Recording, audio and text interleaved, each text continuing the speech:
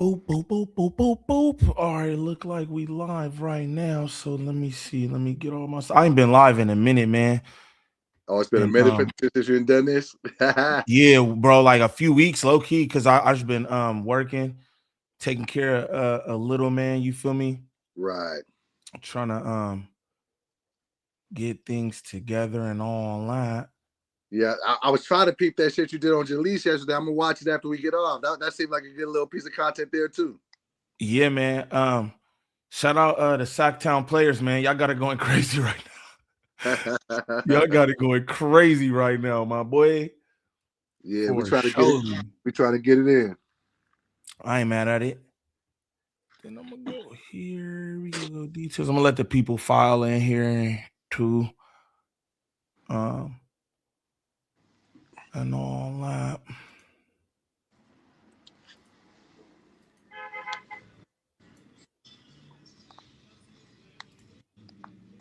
Oh, I see it live. Okay, there we It's go. live. Oh, I see myself. There we go. Smooth, smooth, smooth.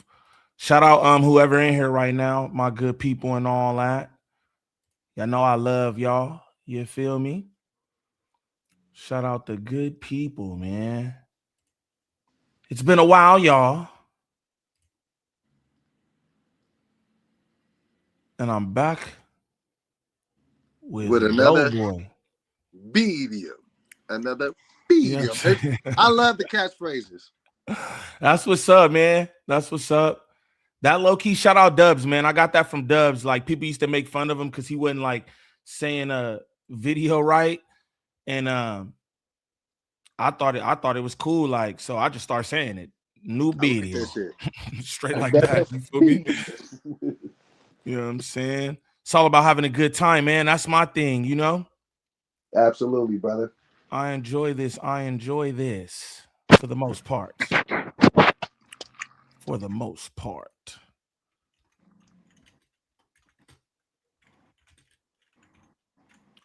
Shout out to all my good people in here, though, man. However many of y'all is in here. What's up to the good old people? Yeah, man. Yeah. The good people. Okay, let's go. We did that. Yeah. Monty, what's the deal? Poltergeist in here. All right, what's the deal? LP from the Rock, what it do? Damn, I pulled it up early. Shout out little Wolfie Wolf. Shout out the good people, man. Cody in the building. Good to see y'all. Never mind, it's straight. We good? Yeah. Let me know, Zay Wop. All right. So look, man. We got DoBoy here, man.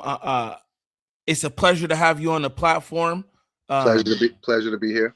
Yeah, man. You reached out to me initially, and you was just like, "Yo, I rock with what you do, and you ever need anything, whatever, tap in with me, interview." I really wasn't even thinking about nothing, bro. Like I said, I just do this. You know what I'm saying? I just be up here talking, enjoying myself, and it turned into damn near 30,000 subs and all that. So I'm greatly appreciative for you even, reaching out to me at all. You know what I'm saying? And the way you reached out to me, telling me, hey, bro, whatever you need and shit like that. So I just want to tell you, I appreciate that. No, likewise, man. And I appreciate you too, man, because I mean, at the end of the day, man, it's all content. I'm a fan of the work. I was a fan of yours before this No Jumper shit. You know what I'm saying? Because That's tight. I rock with the niggas that be doing the shit. So when I seen you, so I was just like, and then when I got on the platform, I'm like, man, he probably finna put me in a skillet. But even if you got to, it's cool. You know it. But it's cool because, and I wouldn't expect nothing less. And that's why I said, hey, if you need anything, I'm a man of my word. And I told you from the rip, like, bro, even if you got to do what you got to do, if you got to put me to the fire, it's cool because I can see your what's the word? The integrity journalistic view. And I know that you're very objective. So as long as a nigga objective, I can rock with it. Yeah, man. My thing is, like I don't have no horse in the race, even though like I've been doing this for going on 3 years now. So it's like I do have different relationships with different characters and shit like that. And I don't mean character in like a derogatory way. I just mean like the different moving players in the universe. Like Right. basically everybody that hit me up and told me they rock with me. A few of them I have like a good rapport with, you know what I mean? And they all said the same thing that you said. They understand what I'm doing here. And I like to I would like to say I'm non-biased, but you know, the chat, they'll do whatever when you're not swaying the way that they feel you should go or whatever. They try to make it seem like, oh, you in this person's side, and I don't give about none of that. I'm gonna do what I want to do because that's what got me here, not relationships. You know what I mean? None of that. Yeah. So I like to pride myself on that, bro. And that's dope of you too, how you said, bro, if you gotta cook me, because I cooked your ass a few times. Couple times. I was like, God damn, I didn't mean cook me like this. Hey, I felt like I was like, every time I did a video too, I was like, man, in my head, your message will pop up like, hey, if you gotta cook me, you gotta cook me, and you understand it. So you know what I mean? And don't spare me. And it's all good, man. It's all good. It's all content. I see you doing a lot bigger things, bro. I can see you acting like I told you. I'm working on the show. I got a spot for you. So there's very something good in what you're doing, and I'm here for the conversation. So let's get to it, man. Where we going to? Spot number 1. Appreciate that, man. Well, honestly, bro, this is what I want to do. I want to just like run things down like chronologically, bro. Like all right, so like you from Sacramento. How was your upbringing in Sac, bro? I mean, I kind of came up like I had a very, very traumatic childhood, bro. Like if I went into all the shit that I went through, it'd be a long conversation. But just to keep it the short story short, I grew up in Sacramento. I was born in Freeport. You know, if anybody know about the areas in Sacramento, then I moved to Green Haven. You know what I'm saying? But the church that I went to was in Oak Park. So I was around the street Oak Park niggas the whole time, but I was always like the square nigga. I don't want to say square, but like I really wasn't with all the other shit. Like I used to play drums. I was always like the creative. And even if I would have wanted to gang bang niggas, I was the type nigga, niggas would be like, nah, nigga, this not for you. Go be, go say your raps, go do that, whatever. So, you know what I'm saying? Then I moved to South Sac a little bit later in my life for my high school thing. So like I was all over the place. And niggas don't know, like Sacramento, even though niggas think it's like a little cow town, man, it get real tricky and sticky out there. Like, you know what I'm saying? I seen a lot of things out there in Sacramento. So, I kind of grew up, you know what I'm saying? I was never like the tough guy or anything, but I was never no hoe. Like I was too big to run from niggas. So nigga, if it was a problem, I got to get out. Like, you know what I'm saying? So, I grew up and I represent, I try to represent Sacramento in the best way, you know what I'm saying? But I do feel in my heart that I was one of the people that tried to help put us on the map. You know what I mean? Yeah. That's what's up. So, how did you first get into comedy? Okay. Crazy thing about that is I never wanted to be a comedian, bro. Word. I was a rap nigga. You know what I'm saying? Like that's what I was on. Even like with the gospel rap and and then after I kind of transitioned to that, just kind of more of like a street oriented rap. Like I wanted to be a rapper. So my best friend, dude named Justin that I grew up with, white kid, you know what I'm saying? So this can kind of like let you know like a little bit more about my history. I grew up with him. We used to be next door neighbors since we were 6 years old. And so when I was 26, I had a baby on the way. I think my kid had damn near been born. She was like 3 months old. And he kept telling me like, "Doe, you are funny. You need to do stand-up comedy." I'm like, nah, that's not really my thing. And so I owed him $300. You know what I'm saying? And he was just like, yo, forget that $300. Go do this open mic at Laughs Unlimited and you ain't got to pay me back. So the only reason I even started doing comedy was to get out of that $300. But the first time I got on that stage, bro, I was like, that shit felt electric. Like whatever I felt from like rapping and how I got that, that rush. Once I got on that stage, I was just like, oh, and then everything started moving super fast. I got on a TV show out there in Sacramento, because they were looking for a host, kind of like the same thing that they did with the No Jumper thing. They were looking for like new personalities on TV. So then I started making money, and then I started getting like, I was getting chilly, bro. So I was just like, within a year, I had made a whole lot of money. So I was just like, well, maybe this is my path and I'm supposed to do so. And I had always used comedy as like a defense mechanism because I was a fat nigga. Niggas used to always try to bully me or pick on me. So I used to have to roast niggas, and that used to get me in the fight. So I always had a keen sense of humor. But then once I did that, I was just like, all right, this is what I'm gonna do. And then the next step was, all right, well, I want to get on Wildin' Out because I already had the rapping background, and Wildin' Out was the biggest shit ever at that time. So I was like, I think I can do this. And then I started putting shit in my head and, you know, manifesting shit and did everything that I said I was gonna do. So yeah, that's how I got into it. I didn't grow up thinking I was funny.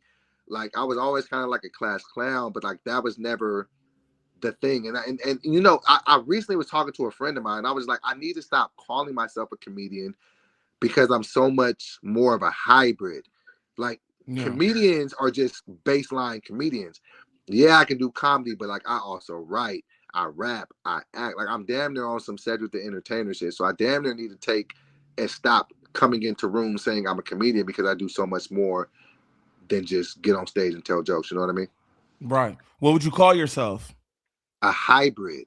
Like I feel like I'm a one of one. Like I feel like I do so much stuff. Like you got to put me in a box separate from the other boxes because I'm not. And that's another thing because you know now that I got on No Jumper, niggas like you supposed to be the comedian. You supposed to be funny. Like no, but I'm a good podcaster too. Like you know what I'm saying. Right. So you can't just put me in some level box and be like you're this. Like no, I'm just. I really feel like I'm just a good entertainer. I'm not just a comedian. I'm not just a rapper. I'm not just a podcaster. I'm not just a writer. I'm an entertainer. So, DoBoy, new nickname alert, DoBoy the Entertainer. DoBoy, that's what I was gonna say earlier. DoBoy the Entertainer. Yeah. Well, look, man. So you did the Wildin' Out thing, and then so shout out Munchie B, bro, because I watched y'all interview, right? Right. And then everything was going up with Wildin' Out and all that. By the way, I didn't realize you was the same DoBoy who I was watching on Wildin' Out because you look completely different, bro. I was way bigger, bro. I was 486 pounds, man. I was a fat nigga for real. They used to get on your ass, bro. And that's what and that's the thing that people don't understand because people will like Fire Night think that DoBoy is not funny. But what I learned, shout out my guy Niall Evans. Let me tell you something about the art of comedy. What I learned on Wildin' Out, everybody can't get a bell. Somebody got to get a buzzer. So I started to lean into the fact of even if I go out there and fail, it's still a win. Like people don't understand like the nuance in that. It ain't that I'm not funny.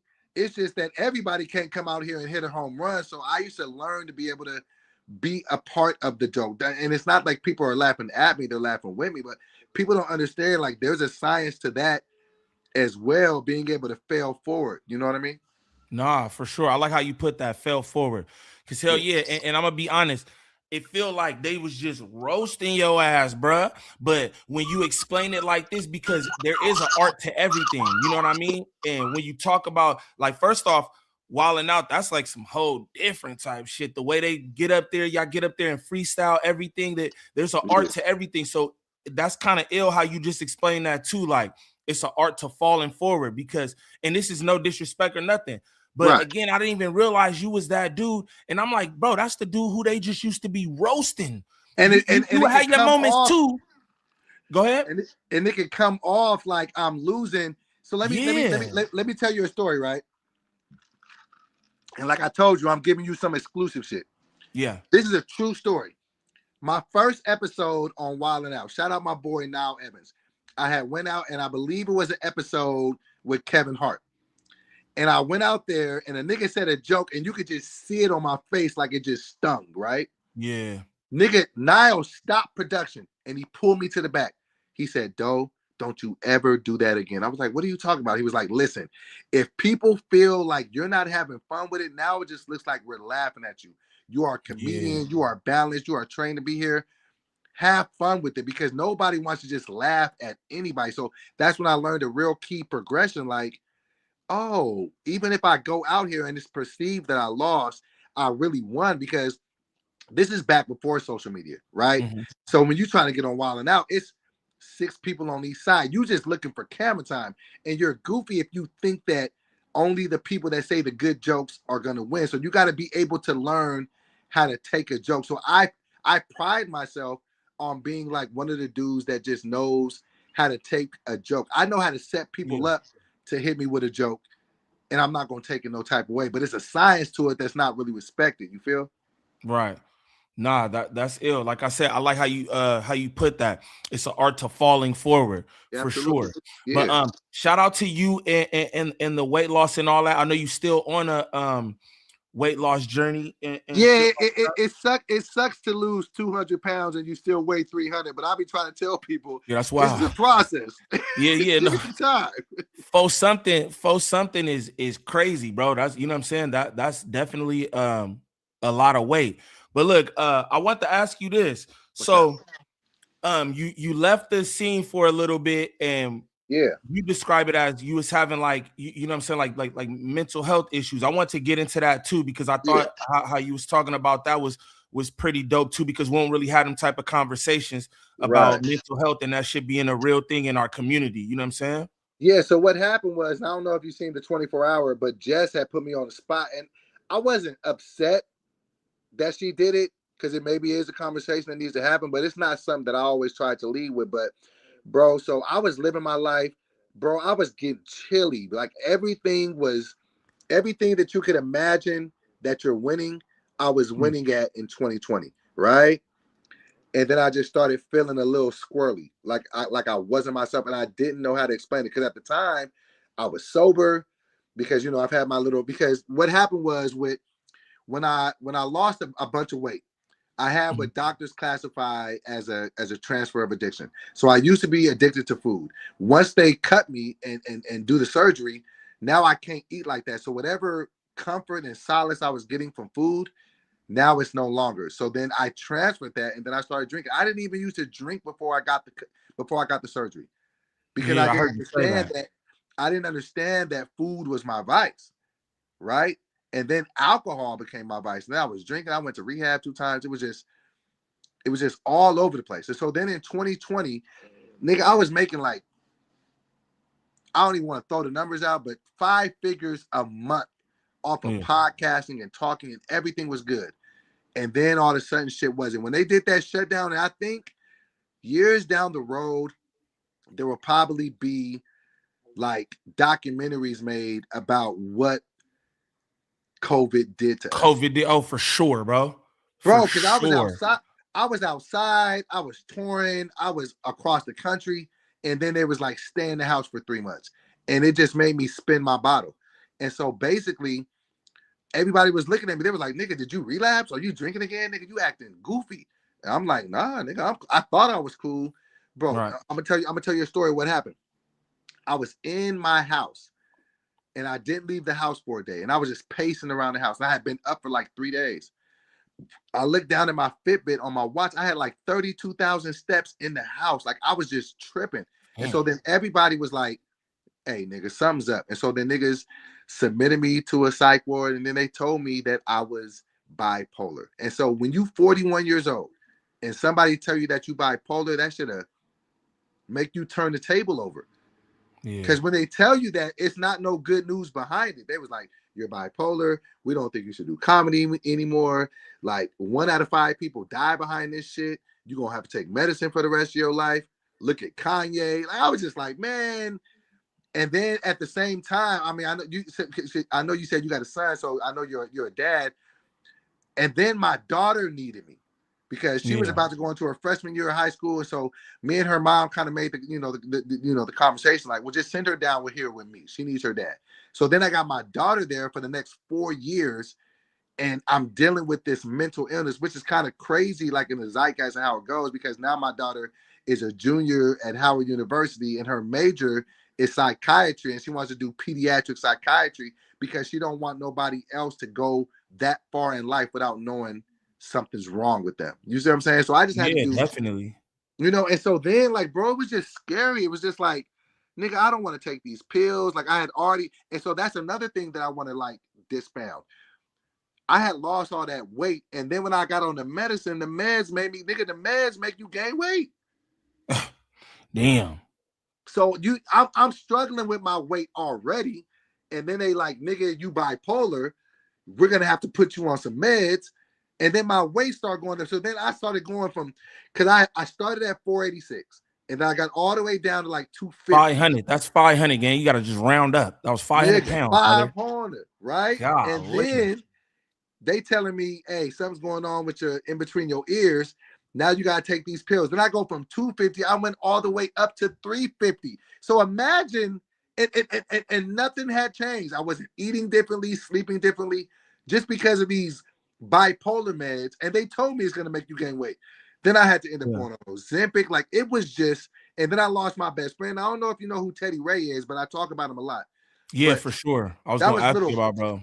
That was little bro. And so when I lost him, like, bro, I don't want to say I lost my mind, but it was just like, I don't know if you've ever lost anybody close to you, but I was really close to you. Of course I have, DoBoy. Right. And so, you know, like, and there's nothing that can make you feel better when you lose to, like, I've lost like older relatives and I've lost some friends, but a nigga that you talk to every day, you can't pick up the phone and talk. I was just, and at the same time, I'm trying to raise my, and so that's why I just kind of walked away from the game, because I was just like, this isn't going to end well. Yeah. I didn't even know if I wanted to do it anymore. And so that's why I just was just like, and then people stigmatize you, they weaponize it. And so, like, you know what I'm saying? I have been working with certain people and then I wasn't working with certain people no more. People try to like draw their own conclusions. It was just a lot at one time, bro. And so I was just like, I don't want to do this anymore. And then the one person that I used to really rock with was no longer here and I couldn't even talk to him anymore. Like, that's enough to make anybody flip. And so that's what kind of happened. So even when she was asking me that question, like, yo, there's rumors in the industry that you went crazy. No, I didn't go crazy. I just got diagnosed with bipolar and I lost my best friend all within like a 18-month radius. Yeah, bro. That's a lot to deal with, man. Yeah. Speak on you and Teddy Ray's relationship a little bit, bro. I hear you mention him all the time. I know he meant a lot to you. Teddy Ray was the purest soul in the world, bro. That nigga was funny as hell too, boy. He was so funny, but he was such a good nigga. And like, you know, he wasn't my physical brother, but like, you know, me and him been rocking since like 2010. And even if you look it up, like Teddy Ray versus DoBoy, like we used to put numbers on the board and like Teddy, but he was just so pure and cool. He was just such a cool nigga. Like, I don't know if you ever had a chance to meet him, but Teddy, he was just a cool nigga, man. And so we did some real special shit. Like Russell Simmons hand selected me and him to be the face of comedy. If you go back and look and do your research and look up Teddy and DoBoy blowing up, it's me, Russell, and Teddy, because he was trying to get us to lose weight. And like the shit really broke my heart with Ted because, and I've never said this publicly. So like I said, we're gonna do some exclusive shit. Shout out Flacco in the chat, man. Shout out all my good people in here. You feel me? We doing a DoBoy interview right now. Good conversation going on. We gonna get to all the shit y'all want to get to, but you know what I'm saying? I'm trying to walk this down. I'm trying to do some real journalism here. You feel me? I'm trying to conduct a real interview. I don't want to just go straight in to the bunk skunk. Right, but we are going to get there. Don't worry about it. So let me tell you, this is go ahead. This is the first time I've said this publicly in my life. Yeah, give me the exclusive. The thing that hurt me so much with Ted's passing was like our last conversation wasn't the best conversation. You know what I'm saying? Because I was trying to get on him because I had seen him on a podcast and like, you know, his weight was getting up there. And so when I talked to him, I was like, Ted, man, what's up, man? Nigga, what's up with your weight, nigga? Like, and so that was like the first time he was like, damn, dude, why are you talking to me like this? But I was concerned because I had never seen him, you know, at that size. Right. And so I knew he was kind of upset, but I was just like, you know what? I'm going to talk to him when I see him because Teddy was going like, at the time that Teddy passed, he was hot. Everybody wanted him. Saturday Night Live wanted him. Judd Apatow wanted him. Everybody wanted Ted. And Ted was getting money and he was getting to it. And I knew that I kind of had like rubbed him the wrong way, but I was like, okay, I'm going to see him on Friday.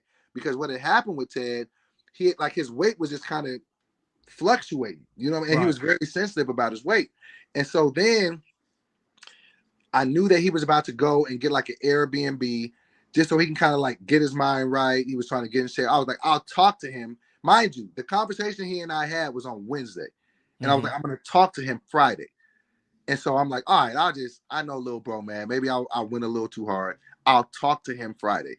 Bro, I was literally putting my pants on, getting ready to go to Palm Springs to see my little bro to clear this shit up. I get a phone call. They done found Teddy floating in the pool. And I'm just like, what? Yeah, like, bro. What? Like, because, and that's why I tell people, like, if you love people and you care about people, man, make sure you're always cool, because you don't get to always fix. And that was the thing. I was just like, no, I know that the last conversation that, like, I have his last voicemail on my phone and I listen to it when I get too wrapped up because I didn't get to clear it up. It wasn't like I was bashing him when I said that. I was just concerned. And then the next thing I get is he's gone. And it was just like, I haven't been like, bro, that shit keeps me up at night. And if I already got something going on in my mind and my mental before that, what do you think that did? You know what I mean? Right. And it just broke my heart. Like, I just couldn't just tell the nigga, like, hey, bro, I ain't mean like that. I was just a little bit concerned, but the shit broke my heart. And so that's why, like, in front of the public and people see me like walking away from shit, because nothing was funny to me nothing was funny to me, bro. That's Nothing, understandable. Yeah. nothing made me laugh. I used to be depressed. I used to stay in the bed for 4 or 5 days straight, not brushing my teeth, just depression, because my best friend is gone and our last conversation wasn't the best conversation. So it did something to me. And at the same time, I'm trying to raise my daughter, get her to college, do all the same shit. And then I'm doing all of this publicly. There's other people that I've worked with. People like, oh, why ain't he working with him? People try to come up with their own conclusions. Niggas try to put narratives on my name. It was just a lot, bro. And so it was just enough to make anybody be like, you know what? I don't want to do this anymore. That's why I walked away. That's why I opened the podcast studio, Studio 26 Production, because I was just like, this isn't doing anything for me. And it's going to harm me if I don't remove myself from this situation. That a nigga that I love with all of my heart is no longer here. The last conversation we had wasn't the best. And so I just mentally, I just tapped out. I was just like, I can't do this anymore. And so then when I fast forward, come back to a new place, I'm just trying to restore the feeling. I'm just trying to get back whatever it used to be. Because that shit we did at All Depth, that shit we did, like, it was like some monumental shit. So and then I start to realize, though, you're trying too hard. You're doing too much. Sometimes I hear Teddy's voice in my head, like, oh, calm down, bro, relax. Like, I'm just trying to, but losing somebody that close to you, it'll F you up, bro. And it. I'm never gonna be the same. Sometimes I can be cool, and then I'll like have a flashback of a moment with me and him, and bro, I just start crying, like, because I miss my nigga so much, and there's nothing I can do to bring him back. No, I completely understand that. You've made peace with the fact that, like, you know what I'm saying? Like, I feel like y'all wasn't on bad terms. You just thought that you got at him a certain kind of way, but you've made peace with that with yourself. Yeah, I finally made peace with it. You know what I'm saying? Because I know he knew my heart, and we weren't on bad terms at all. But it was just, for that to be our last conversation, the last words I said to him, it just hurt me. You know what I'm saying? And so, but I finally come to grips with, it just is what it is. And I know he wouldn't want me down here groveling over this, For sure. I know he would want me to be like, "Don't just shut up, man. Go back and be funny." Like, I hear his voice all the time. So I have just probably within the last 6 to 8 months come to some place of just calm within it. You know what I mean? But I do miss my niggas. Deep. Yeah. Word. Well, yeah, man, that's just life, bro. Because I got a few of those situations where the last conversation that I had with people I lost wasn't like the best, but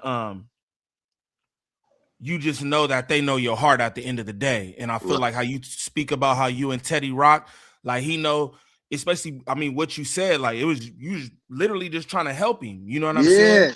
Yeah. So I and think, I know he know, and like, so I that. finally come to some peace, but there were a lot of long nights just agonizing over that situation, but I'm finally in a good space right now, so I feel much better. But long live Teddy Ray. He the GOAT, the funniest nigga in this shit. R.I.P. Teddy, man. Anybody in the chat, man, just go look it up. Go look up Teddy versus DoBoy. Go look up Teddy Ray comedy. You're gonna get nothing but laughs. Double cheeked up on a Tuesday is forever in the culture because of Teddy. Legendary, bro. So I did watch this. It's called In the Studio. It was with you and Teddy Ray, right? I think that was on was it all Def Digital? All Def. So I wanted you to watch that because, and the reason I told you, I tell you when we got here, that's the type of shit that I be on, bro. Like I'm trying to make classic cult sitcoms, movies. This other shit you see me doing, beefing with niggas, calling niggas out for fades, that's really not even my marker, brother.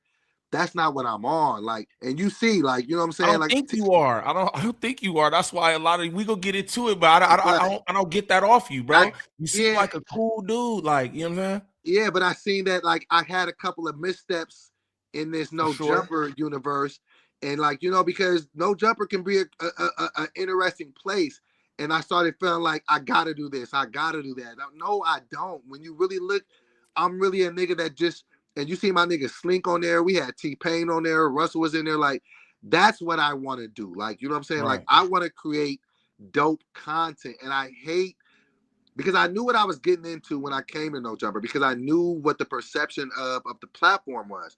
But in my mind, I was like, but I'm different. I can bring a different flavor. And then it was like, I ended up coming to the place and then becoming everything that they were. And I was just like, oh, this isn't even what you do. Like, I sent you that show. Like, that was a show that had a slated budget of $350 and we spent $432. Like, that's what I want to do. Like, when I talk to you, when I hit you, you know, in your DMs, I'm like, hey, bro, I'm working on a show. I'm self-financing a show right now that I'm putting my own money up behind. Like, I want to do dope shit. I don't want to be known for fighting with niggas. Like, that's just so beneath me. Like, that's not even who I am. And that's why I sent that to you, to let you know, like, oh, hopefully you seen it and was like, oh, DoBoy's on timing. Like, oh, he wants to be great. I don't want to do the goofy shit. I don't want to fight with my co-host. I don't want to call out niggas because they said something to me. Like, no, because that's not how I ever gone on. I really am a really talented nigga, humbly speaking. And that's what I want to do. I want to create the next Friday franchise. I want to create the next, you know, I want to do TV shows. Like, that's what I'm really on. I hate that people see me as something different. That's why I was like, you know what? Let me holler at bro, and maybe we can really bust it down and like let people know like really what I'm on, because I really want to promote people. Like even with this shit with me and Sporty Face. Hey, I'm glad that me. Real quick. I don't mean to interrupt, but real quick. This is what I'm gonna say to that, right? I don't think people see you that way, but if you continue to let the circus that is No Jumper like affect you, get to you, then they will start to see you that way. You understand what I'm saying? I see the comments, you know what I'm saying? I comment on all they stuff, and I see the way, like, it, for the most part, people really rock with you. But then these different instances, to me, out of character, because bro, you a cool dude. Like, you literally, it was different times where like you literally like contradicted yourself in like the next moment. And I'm like, brother, you know what I'm saying? What do you just said that this don't mean nothing, but now you feel away. Do you understand what I'm saying? So it's like, absolutely. Just as far as that goes, and I'm not nobody, bro. I just comment on the shit, but just as a person just watching, I know of you. We've had conversations. You a cool dude, bro. Keep doing you up there. Don't let this shit change. It don't matter what nobody's doing. Like my chat right now, they like, bro, DoBoy, woo, they showing love. People like you, bro. A nigga don't gotta get up there and acquiesce to nothing what they got going on. You already up there, so you in the shits. You don't. And let me expound a little bit on that. Okay. So hey, we'll go ahead. Oh no, you good. Go ahead. What you said? This is what I want to say before we get to all the No Jumper stuff. When the last time you talked to Russell Simmons? I haven't talked to Russell in a minute, bro. It's been a while. I ain't gonna lie. It's probably been like a year at this point. Okay. And have you been out there to Dubai with that nigga? No. I gotta ask the questions, brother. I've got to ask the questions. No, I have not been out to Bali with him. Or okay, I knew it was one of the places. But I rock with Russell. He was definitely a great mentor to me. He taught me a lot. I've had a ton of great conversations with him. I hate the narrative that they painted him as, because that's not what I saw. You know what I'm saying? Like, whatever people say about him, and I'm not trying to, say that. I'm not trying to even get into the politics of that. But what I always seen from him was just a good dude. He was always good to women. He was always good to me. And so I never seen the other atrocities that people try to expunge upon it, Yes, but no, that's bro. But that's bro. But now I haven't talked to him in a minute, bro. But he doing his thing. Shout out to Russell Simmons. He's one of the people that definitely went out of his way to put me in a position. So, shout out to that man. Do you feel like he was instrumental in you wanting to get into the film and this, that, and the other? Like how you say you want to do the next Friday. Was he instrumental in that? Absolutely, because bro, I used to have so many dope instrumental conversations with him about him starting Def Jam. Right. About him being in a dorm room with Rick Rubin and just coming up with it. I think that sometimes that gets lost in the weeds. Like, Russell was the first black mogul. He started a label, you know what I mean? He talked to me about maxing out all his credit cards and when you gotta go hard. Don't play your hands soft. He taught me so much. Yeah. And I just, he and he really used to tell me "Doe, you're gonna be the next dude. He's hand selected me and Teddy. He was like, y'all gonna be the new. And so coming from him, the nigga that used to do Def Comedy Jam and all of that shit, it meant so much to me. And so then to see everything kind of unfold the way that it did, it was just heartbreaking. But he taught me so much, and he is a really, really big reason why I want to be the next guy. You know what I'm saying? The next nigga. Yeah.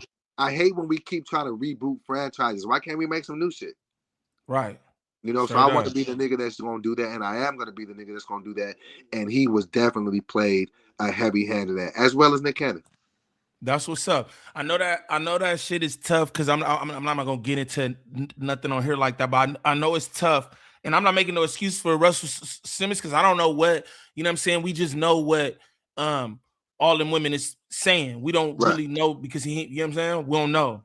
Right. But I know it be tricky, man, when you don't know, like how you said, you never seen this or whatever, and then the whole world though already made their decision and feel this way about somebody. And that's why I asked you, was he instrumental in you wanting to get into film and all that stuff? Because man, I know that shit be tricky firsthand too. I won't get into it, but it be tricky, bro.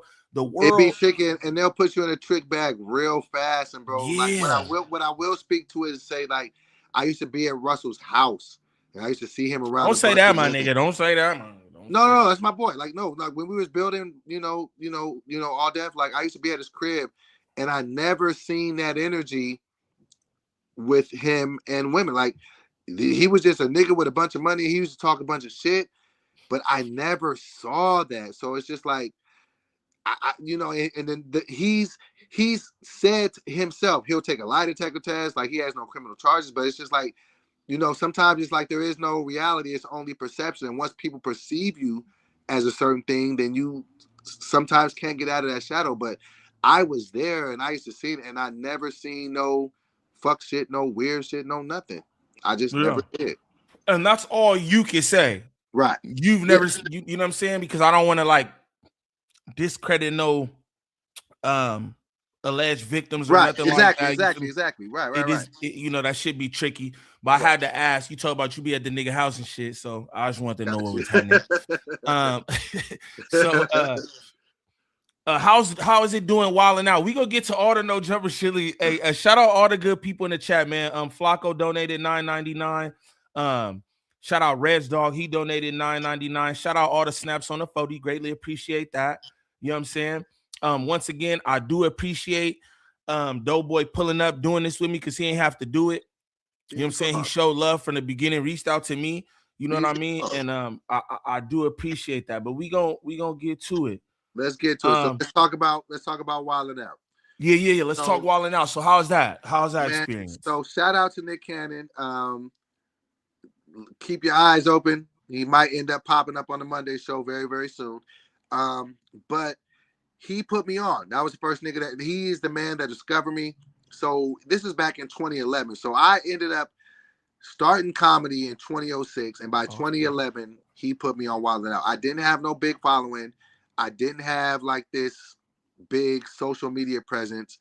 I just was a funny nigga that thought he could rap. Right. And I snuck into, let me tell you a fun story. At the time that I booked Wild 'N Out, I didn't even have a manager. I didn't have no agent. I didn't have no nothing. Shout out to my boy CT, Clayton Thomas. He told me where the audition was. Nigga, I crashed my audition.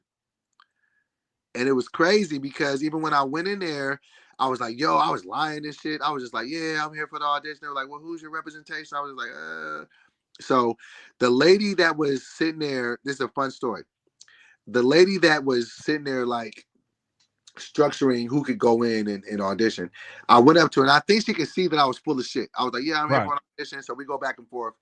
She's like, okay, if I can squeeze you in, I'll get you in. So then there was a bunch of people in the room, probably like 30 to 40. It was the weirdest shit, Neem. And so then like slowly but surely people started like leaving the room. And then it was like 10 people. And then it was like 8 people. And so I'm sitting there talking to her. And then my homegirl, Jade, shout out to Jade Kata Parada. I don't want to butcher her last name. She was about to go audition, right? And so she's looking over the paperwork and she's like, wait, if I do bad, they can use my footage, da-da-da-da. And she was like, I don't think I want to do this. And so she leaves. Literally, when she leaves, the door opens, the person that auditioned before me leaves, and then there's nobody in the room. And they were like, send in the next person. And then the lady looks at me and she was like, well, I guess it is your lucky day. Nice. And I went in there and I did my shit, and the rest is history. Shout out to Nick Cannon. And we're going on tour May 9th. I already hit you up about that. I want you to pull up on that shit. May 9th, yeah, we man, start the tour. Tickets and something, brother. Yeah, I got you, bro. You don't have to worry about that, man. I got you. But yeah, so we going on tour on May 9th, and I'm still rocking with Nick, and you know, to this day. So shout out to him. That man changed my life, and he didn't have to. Nice. How's you and Nick's relationship? Very, very good. Like, you know, whenever Nick need anything, I pull up. Like, you know what I'm saying? I did the podcast with him, the Daily Cannon. He has a late night show, Late Night with Nick Cannon. And man, bro fucks with me, man. And that's like really, like I had a conversation with him the other day for like 30, 40 minutes just about the game and how we gonna do some different shit. Like, he's such a solid nigga, bro. Like, I wish niggas would just understand, like, because you know how this game is, right? Like, you know, you meet people that's in the game, and then sometimes they're not everything that you thought they were. Yeah. But Nick is solid as they come, man. He's always looked after me. He's put me in commercials, and I got nothing but love and admiration for that dude. And I'm so excited about this next season of Wild 'N Out. I'm back as a creative consultant. I'm back as a cast member, and him are doing a whole lot of things. So shout out to Nick Cannon and everything that he does, man. I got nothing but love for that guy. Shout out Nick Cannon, bro. That's dope. So you about to be back on there and doing the No Jumper and all that? I bike. Bike. Have you spoke with Nick Cannon about being on No Jumper? Yeah, we talked about it, and so he actually. So I mean, I don't want to run, spill the cat out the bag, but he was just like, "Yo, I love what you're doing over there." And let's just say you might see some people from the No Jumper universe in the Wild 'N Out universe. Okay. And that's what cool. I'm saying. It's like niggas think that I'm coming here with division. No, I'm coming to bring us together, bro. Like, I want to create opportunities. I want to see a Crip Mac or a 607 Unk or a Sporty Face on Wild 'N Out. Like, and I would love to be like, I had a hand in that. Like, you know what I'm saying? Like, I'm not here to fuck this shit up or beef with niggas or do all this shit. Like, no, I'm trying to get us all to the next level. So for sure, look for these No Jumper Wild 'N Out collabs because they coming. That's dope, man. Giving opportunities, people. So, all right, No Jumper, man. No Jumper. Let's talk about it. Let's get to the stuffuses. Let's get to the stuffuses, bro. Let's go. In the fuck possessed you to get that tattoo? Now, I know you explained it or whatever, but I want to know, bro. It's like Wild 'N Out is one thing, right? Right. Doing Wild 'N Out, you own there, you right. Come in. Doing it up, right? Boom, you've been there a while. Okay, Get the wild and out tat. That's a part of my journey. Right. Adam22, I call him Kiwi Head. It's just a joke. It's because his head look like a kiwi because he don't got no real hair, right? Shout out Adam Deuce. Yeah. Boom. Yeah, shout him out, man. Shout out Adam, man. Right. Adam has a history. You feel me? He will can your ass. He will. He don't have no friends. I hear everybody be like, yo, this is my friend, this, that, and the other, but he will can your ass. What made you get that after what? What was it, like a week after at No Jumper? Probably like 2 weeks. 2 weeks?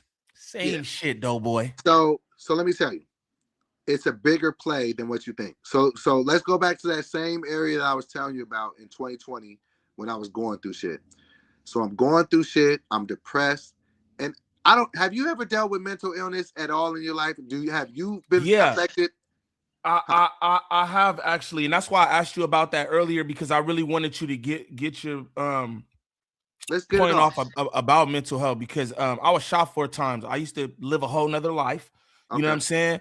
And I got shot 4 times, couldn't walk, and all kind of shit. And I went through a really, really bad depression. And that's when I knew, like, that's when I really understood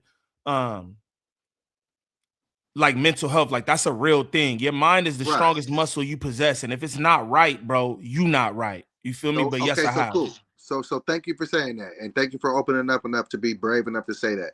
So when I got the Wild and Out tattoo, that was just straight off the muscle. I'm inspired. I want to work. And that's why I got that. Okay. The No Jumper tat means something different, because I went through depression from like, I was depressed probably for like 2 or 3 years, champ. And, after bro died, after, I fell out with a couple niggas in the industry, I was just fucked up. And for whatever reason, when I was going through those dark, traumatic, depressing moments, for whatever reason, No Jumper's content like flowed to me for whatever reason. Like, it's kind of like the white woman that watches the Bad Girls Club. This is something like white women different than what she does. I'm not a gang member, like that's not what I do. But for whatever reason, you like white women though? Do you like white women? I mean, they cool, but it's not like I've never had a white girlfriend. Okay, all right, continue. So, just want to know. But the parallel that I'm drawing is a white woman that comes from the burbs can watch the Bad Girl Club and see a bunch of ratchet motherfuckers and just be enthralled in the content. So for whatever reason, I just connected with No Jumper. I used to watch. You could ask any of my exes. I used to wake up and turn on No Jumper, whether it was Crip Mac, whether it was Brick Baby, whether it was Young and Halfway, like whatever it was, that was my shit. And it took me through a dark time. So then when I finally ended up coming back to content and being brave enough to be like, this is what I want to do. I want to go back to what I was doing. I was like, boom. Once I got to that place, it was a no-brainer for me to put that on me. Like, because it took me through a dark spot. Like, people think it's so offensive to me that people think that I would tattoo a logo on my body to impress a white man. Like, why? Like, he ain't finna cash me out like that. Like, why would I do that? Okay, well, look, brother, this is what I'll say. Let's get to it.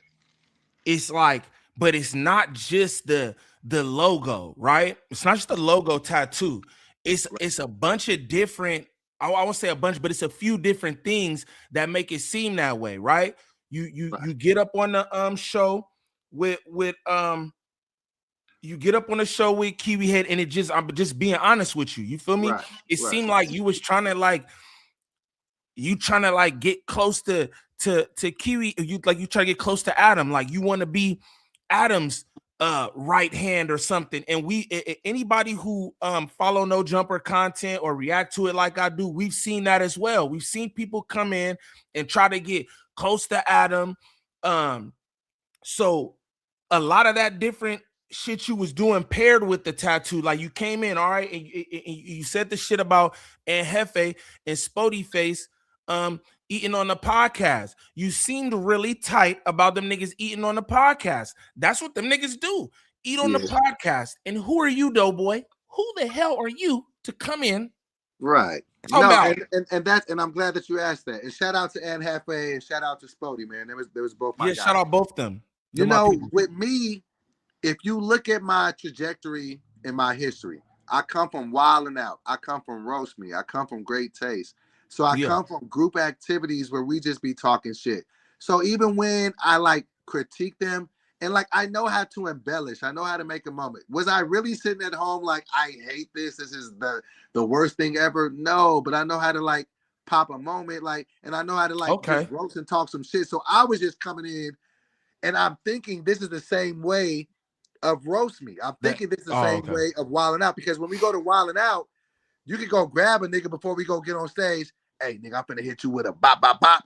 Hit me with a whoop, whoop, whoop. That's just how we do. And Yeah. but I'm being foolish because I'm like, wait, No Jumper isn't this. This is a bunch Right. of different people from different walks and backgrounds. They don't do what I normally do. So I could be mad enough to be like, all right, my bad. I thought we were playing the game. Do I have a huge indifference towards and halfway eating pot? No, but nigga, I roast niggas, bro. Like I talk shit about niggas. So, and I'm glad that he was so cool once he seen that. Because I mean, yes, I said that he is who he is. He's from where he's from. He don't know me like that. And I'm glad that when I was able to reach out to him on the DMs, he It was was super love. cool. Spody Yeah. too. Like they was like, oh, okay, I get what you're doing, DoBoy. But no, it's never that. But it was just, I'm coming in here and I'm just rattling the cage. You know, Because if that look, makes sense. this what I gotta say too. I gotta be honest, right? Yeah. And you telling me right now, oh, it was a player, or whatever. You was playing it up for the moment. That shit Yeah. seemed real, nigga. You a real good actor, because it. No, on me, you need to continue to do the movies and shit, because your ass is a good actor. How you was sitting up there, I said, damn, buddy, really tight. That them niggas No, and be I was eating. You sitting right next to Adam. That shit look away, gang. yeah, and that's what I think. Like I can make you believe it. You know what I'm saying? So it's just like I it's believe all it. content, but at the same time, I don't really got no problem with that halfway. I don't really got no problem with Spody. The Spody thing, and we can get into that a little bit later because we got to Yeah. fight. But it's just like I'm coming in here and I'm just trying to play well with the players on the team. But I'm man enough to say I had a couple of missteps, and that there's nothing wrong with that. Respect. It's At like all. even with the Moose shit, because I want to get into the Moose shit, because me and Moose had a 45-minute conversation today, and we got a real good understanding. So me and him moving forward are gonna be okay. But what I'm saying is, it's just like all I was trying to do was come in here and big up the team. Did I make a few missteps and do things a couple of ways that I probably shouldn't have? I'm man enough to say, yeah. I in hindsight, I would have did it differently had I had a different play. You know what I'm saying? So Right. I'm not above that. You know? Yeah. But again, back to my point, what I was saying, it's like them different instances that play together that make people feel a way. You know what I'm saying? The Right. 24-hour stream, bro. Fire. Thank Fire you. is what I'm gonna say, bro. I did not watch that whole 24 hours at all. But everything I peeped, completely entertaining, right? Right. Completely entertaining. And I appreciate that. And all I was trying to do was when I came in the building, Deuce, like I like to call him, Adam, he had said that, hey, he wants to get into the digital, to the streaming space. I don't wait for opportunities. I make them. So I said, all right, I threw the Hail Mary in a group chat. Hey, let's do a You did. 24 hour. He didn't think I could. I don't want to say he thought I couldn't do it, but I think people thought I was playing. I showed up. I pulled that out my pocket. I didn't invoice that man for $1. You should have. I got this. I bought You the should homie have. out. I bought the tattoo artist out. Shout out T. Like, you know what I'm saying? I bought the Breezy Blancos, the Emerson Kennedys. You know what I'm saying? I paid for the food. And it wasn't for a flex. Shout out EK. That's my dog, bro. What you know about some EK, nigga? That's Bro, first you know, I'm a huge battle rap fan. All my subs already know the deal, but I rock with EK heavy, bro. I met him. My little bro is Cali Smooth, bro, and right. so I'll be at the events and everything. I met EK at like a few events ago, bro, and I was coming up to myself to introduce myself, and he like, bro, I know you. I'll be watching your shit with and I was just like, oh, that's dope, bro. I got hella love for EK. He fire too. So I'm filling in right now for Geechee Gotti, free Geechee till it's backwards. But you know what I'm saying? So he brought me on. So I'm actually filling in on their podcast with him and Jazz the Rapper, Almost a Pod. That's bro. So that's what I'm saying, bro. Like I really come in peace, Neem. Like the beef and shit, that's not even really my lane, bro. Like if niggas see what I've done, and that's why I sent you that video, that's what I want to be known for. Like I didn't go on triple platinum on these views and shit from just being funny. I don't want to be up here beefing with niggas. Like me and Sporty, it's a special case and I love it, but that's not what I'm normally for. Like if you go and look for some viral DoBoy videos, it ain't gonna be for me fighting nobody. And that's the crazy thing. It's just like I've been in this game for a minute. Ain't nobody said nothing crazy about me. Look at anybody that I've ever collaborated with. It ain't nobody in no video being like DoBoy do bad business, DoBoy is this, and I got a 20-year career. And that's just, and I'm not saying that it's above or beneath anybody else, but I'm just like, if I didn't survive in this game this long and ain't nobody else said nothing about me, how much sense does it make? I've been here for 3 weeks and now I got a bunch of niggas saying they don't like me. Like, but that's why I'm resetting the energy now. I'm just like, you know what, though? You came in here, you rattled the cage, you got everybody woke up, but be you, because I'm really not with the extras. That's not my shit. Like, I'm not saying I'm a weenie, but I'm just saying that don't mean you. That don't mean you're a weenie, bro. Just because you're not with that. Like I said, you just seem like a cool dude.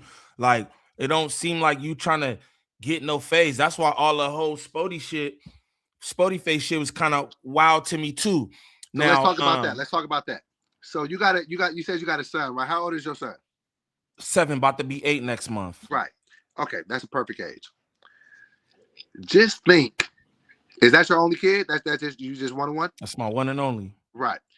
Just think if somebody said something to you in front of him that made him look at you as anything less than what he already looked at you as. Like, I got a daughter, bro. Like, and like my daughter, like, she's not even sensitive like that. My daughter tough, but bro, the look in her face. So it was one of those situations. Have you ever had somebody say something to you in a conversation and you walk away from the conversation and then 30 minutes later you're like, fuck, why didn't I say this or that or that? Like, that's what that situation was. And then plus to add into it, I'm coming off a 24-hour stream, so I hadn't slept for 24 hours. And then I had never been called a racial slur in my life. And then I had never seen my daughter look to me like, it's almost like she gave me the what are you gonna do look. And when that happened, even though it was later than when it had initially happened, I want to fight. Like, that's just where there's no other way to fix this. And maybe that's primal of me. And maybe it is, you know, and I can take that. But you as a father, shouldn't even make no difference. This is what I want to say real quick. Okay. In my opinion, that shit shouldn't even make no difference. It's like a nigga calling you a snitch or whatever. Hey, if you know you not that, who cares? You get what I'm saying? And I feel like this is like I said, I just be giving commentary, right? This is my feelings, right? I feel like that's a learning moment for your daughter. Like, yo, bro, don't no nigga control me. You understand me? Don't no nigga control me. You can say whatever. She looked at you like, oh, what are you gonna do? What I'm gonna do is I'm gonna be a man. And being a man is not asking no nigga to a fade because he called you out of your name. I'm trying to reconstruct all this shit. Niggas think being a man is being tough. Let's link up and die. That's not nothing. What if that shit turn into something else? It's not. Y'all good. But what if that shit turn into something else and then something bad happened to you? Then what with your daughter? You get what I'm saying? Don't no nigga supposed to control you. You feel me? Like, no, and I actually received that. And you know what happened was, in the moment that it happened, I was angry and I said what I said. I hopped in the group chat. And then it was just like, okay, well, now this has happened. We can't take it back. What are we gonna do? And so, luckily with him, you'll fight. You know, luckily with Sporty, come in. Hey, you move the car from me, I'm about to roll out. Oh shit. Okay, I gotta move my car. Really? Hold on. Wait, is David out there? Do your thing, bro. No. I don't want to stop the interview. I can move it. Okay, yeah. I will stop it. I'll go party with my people. What's up with y'all, man? No. Shout out all the good people in here. Am I asking the questions y'all want to know? Because this is what I want to know. I didn't even. Yeah, we can't stop in the middle of this shit. Fuck that. Yeah. No. but you know, in the situation, like when I look back at it, I was just like, yeah, I could learn from that. Like I could have handled that in a For different way. sure. Shout out to Sporty because he's such a good sport. It was like we were able to talk behind the scenes, and it was just like, and then by the time it was already out, somebody was coming with contracts and money and lawyers. So all right, well, hey, let's go. Let's go. But yo, I absolutely receive what you're saying. And like that's the thing that I think people don't understand. I'm not the type of nigga that's gonna debate just to debate. If a nigga hit me with a wop, I'm like, hey, you right. You right, because I'm actually contradicting myself in a sense with what I'm saying. So I could hear what you're saying and be like, I hear what you're saying, Neem. Yeah. Yeah. I shouldn't let no nigga get me out my pivot. Period. That's and I'll be telling people that all the time because you know what I'm saying. I'm not like I'm just a nigga who talk on YouTube. You feel me? But Right. I be having different people saying different things about me because everybody don't like me. You know what I mean? But why I'm gonna get on somebody level on some shit when it's like I'm not like your feelings don't control me. You get what I'm saying? Right. And that's what I'm teaching my kid. Like, yo, you never gonna let this is my thing, right? Right. Unless it's like imminent danger or something, like I'm not even tripping, bro. Cause again, like I done really been in the streets and all kind of shit. So Right. nothing just make me jump. You know what I mean? If I feel like it's a threat, it ain't even gonna be no conversation or anything, right? But if it's not that, I'll let it fly. You call me whatever you want to call me because I don't care. That shit don't fuck up my pockets. It don't fuck up my real life, my career, fatherhood. You get what I'm saying? That shit don't make a difference. It's like no, and I hear that, and I think that an even bigger learning space in this moment was I was coming to, and this is just a transparency moment, right? Yeah. I'm coming to No Jumper, and in my mind, I'm like, I'm not gonna let nobody punk me. So maybe that made me a little bit too much to. Maybe I was looking for somebody to say something, and then I jumped. And I'm open. That's what it feels like, brother. That you But say I was that. just That's like, what it no, feels like. That's ill. because niggas called me like, you know, one of my big homies, like, you know what I'm saying? He was like, yo, niggas called me. They were like, they gonna chew Doe's ass out. And he ain't gonna survive up there. So then in my head, I was a little bit more on defense already. Yeah, like defense, like I'm not gonna let nobody play with me.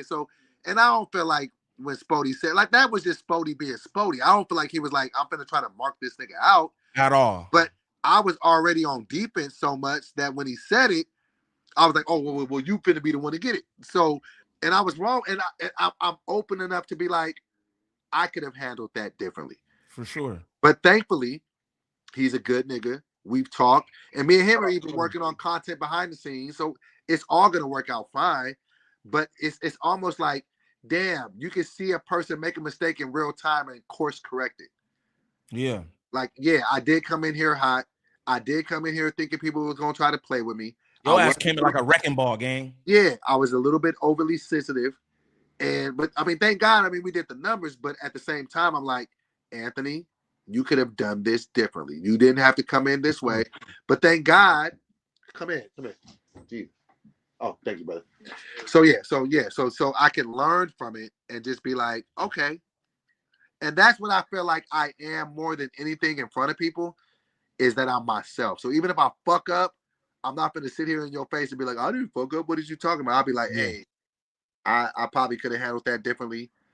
You know what I'm saying? So I can learn from it. So it's a learning moment in real time. For surely. Let me and y'all definitely got the views and the clips and all that shit from it. Let me ask you this though. Do you understand why he called you a jigger? Still to this day, no. I feel like Sporty really, you seem like an intelligent man, bro. No, okay, so this is what I'm gonna say. I don't think you're a jigger, by the way. I want to tell you that. I don't think that you're that. But I do understand how he came to his opinion. I could see how he came to it. That's what I'm asking you. You don't see that? I can see where he could feel like he could say that. That's what I mean. At the same time, I'm like, when you're in the art of debate, if you gotta just result to name calling, then that means your debate skills ain't really where they are. Show me I'm a jigaboo. prove to me I'm a jigaboo. Like, say these things, Right. like, you know. So I feel like he's so much on his pro-black stance.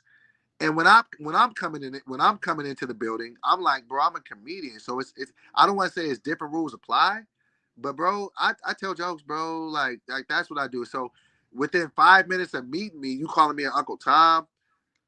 No, because I'm just like, you shouldn't just blanket people like that. And if you're gonna be a great podcaster, which I think Sporty will turn into, and he's on his way to it, at least get a little, like, don't let one thing come out of my mouth and now you feel like I'm this. Cause that's not even proper research. Like, Yeah. I'm raising a black daughter. Like, I only date black women. Like, I like a jigger who? No. So I It do feel wasn't like one thing though. You said what? I said it wasn't one thing that made him say that though. What do you think that happened that made him call me that word? I think it. Well, I know because he said it, but again, I'm just saying I understand where he would come to that conclusion, right? Or that opinion. Do you think I'm a jigaboo? I just told you earlier, nah, this ain't that. We just having a conversation, right? Okay. No, I don't think that you're that. Not at all. But it was the N-word comment. I don't care. You could call me the N-word, even if I don't call you. It was that. That blackface argument, which was fucking crazy to me. But how do you feel? What is your response on that? Do you feel like white people shouldn't be able to do blackface? No, I don't. Straight up, I don't. But you feel like we can do whiteface? Hell yeah. Yo, there's so much history behind blackface and the minstrel shows and all that. That shit is, bro, it's not even comparable if you ask me. Like, the shit that we've been through at the hands of those people, like, and yo, I don't think that all white people are racist and this, that. So don't get me twisted here, but I just feel like it's completely different. It's completely different. They don't even have a word that means what the hard ER mean to us. Do you understand what I'm saying? This is fucking hundreds of years of oppression and shit, bro. Like, but see, I feel like that's think it's just completely different, man. I feel like that's very convenient for niggas to go back 30 years when we get our feelings hurt. What I'm saying is this: jokes are jokes. You're talking to somebody who thinks he can parade as a comedian. Sometimes I don't want to call myself a comedian. The jokes are the jokes. Real quick. But brother, the Jewish people do this all the time. They will never let you forget about the Holocaust. And I think that's okay. Why do we have to get over it? Why do we always have to be the bigger people, gang? We've been through all this shit and we got to pull ourselves up by the bootstraps and, hey, just forget all this shit. Where it's still looming shit present day from their construct. I don't understand that. I don't feel that at all. And what I'm saying is, at some point, we all have to move forward. We don't have control. We don't have time machines. We can't go back. Okay, we get it. Some fucked up shit happened to all of us. But what my responsibility to the comedic community is, like, all lives matter, gang. No, it's not that. It's just, what my responsibility is, can we just laugh? I get, like, bro, we talk about our great grandparents that dealt with this shit. Like, me and you, I'm older than you, and I get that. But what I'm saying is, bro, can we just have some fun and tell some jokes? Can we not go back to what the pain of what the minstrel show and all that shit was 100 years ago and just say, hey, if a motherfucker is dressing up in a motherfucking paint on their face, what is the joke? As long as there is a joke there and it's funny, let's just laugh, because nigga, life is too short. That's all I'm saying. I'm not saying that black people didn't go through anything. I'm not saying that our people weren't oppressed. I think we all know that. But what I am saying is, can we find some nuance, some small space to be like, this is funny though. Like, can we laugh about it? Richard Pryor joked about smoking crack and burning himself on fire. That can usually be condemned as a fucking traumatic experience, but he found a way to make it funny. I know that there was pain in it. That's what a comedian's job is, to take pain and make it funny. That's all I'm saying. I'm not saying that we need to swallow disrespect. And if somebody does a blackface and they're being disrespectful, let's put their ass in the fucking skillet.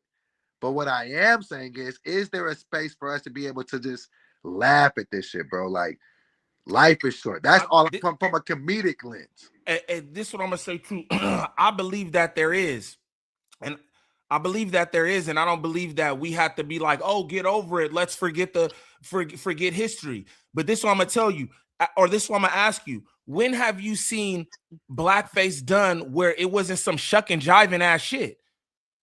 Is what I want to know. It's Tropic Thunder when Robert Downey Jr. did it.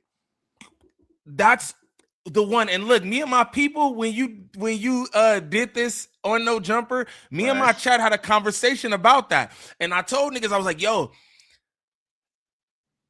Robert Downey Jr. did some cold shit, bro, and it was funny. As long as it's funny, it's cool. Don't just do no disrespectful shit to do disrespectful shit. Yeah, but I'm saying aside from that, that's the one-off for me. But other than that, I've never seen no white person do that shit, and it haven't been like, you know what I'm saying, trying to highlight our deficiencies. Right. You know what I'm saying?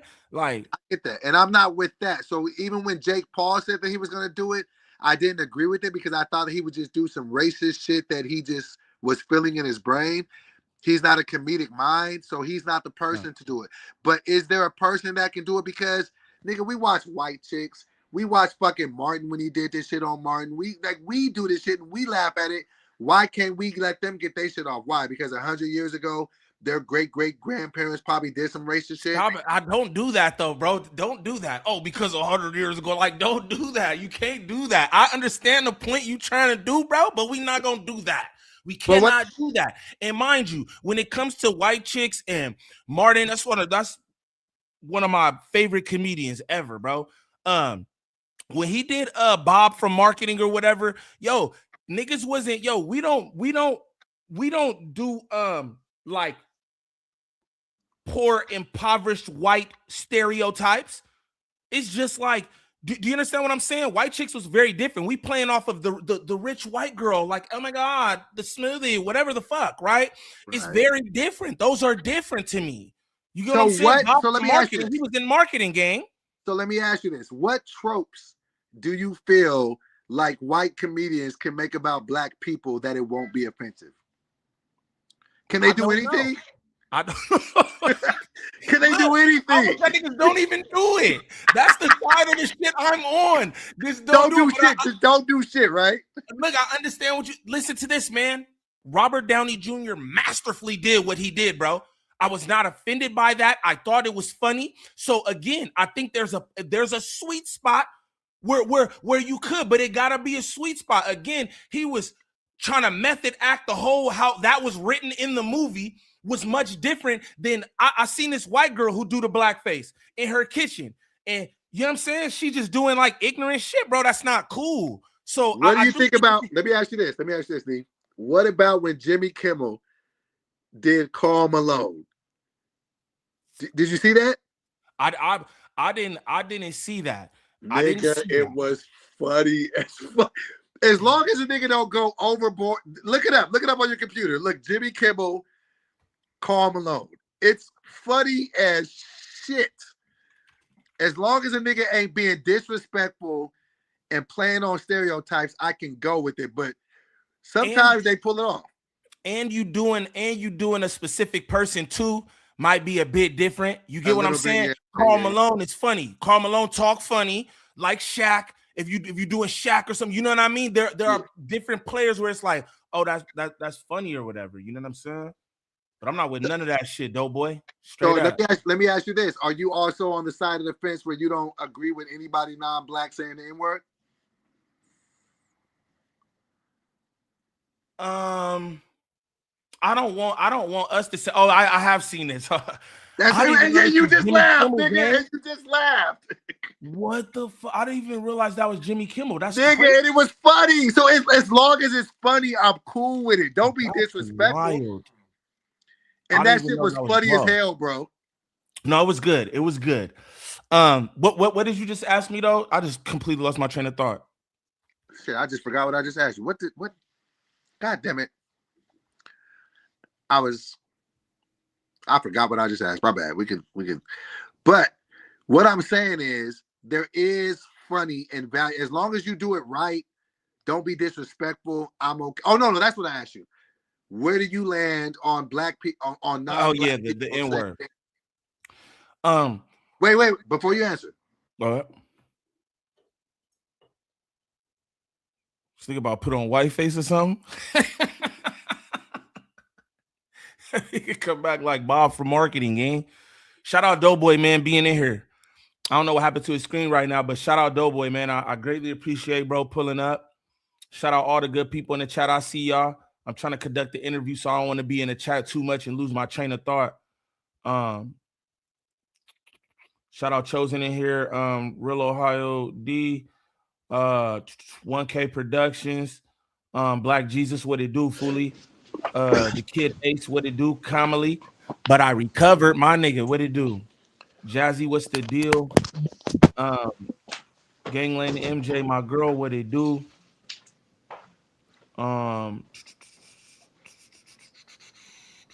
BT Scoop, my boy. Billy Mack, what it is, what it is. Shout out all the good people in here, man. Shout out all y'all. Did you cut his water off?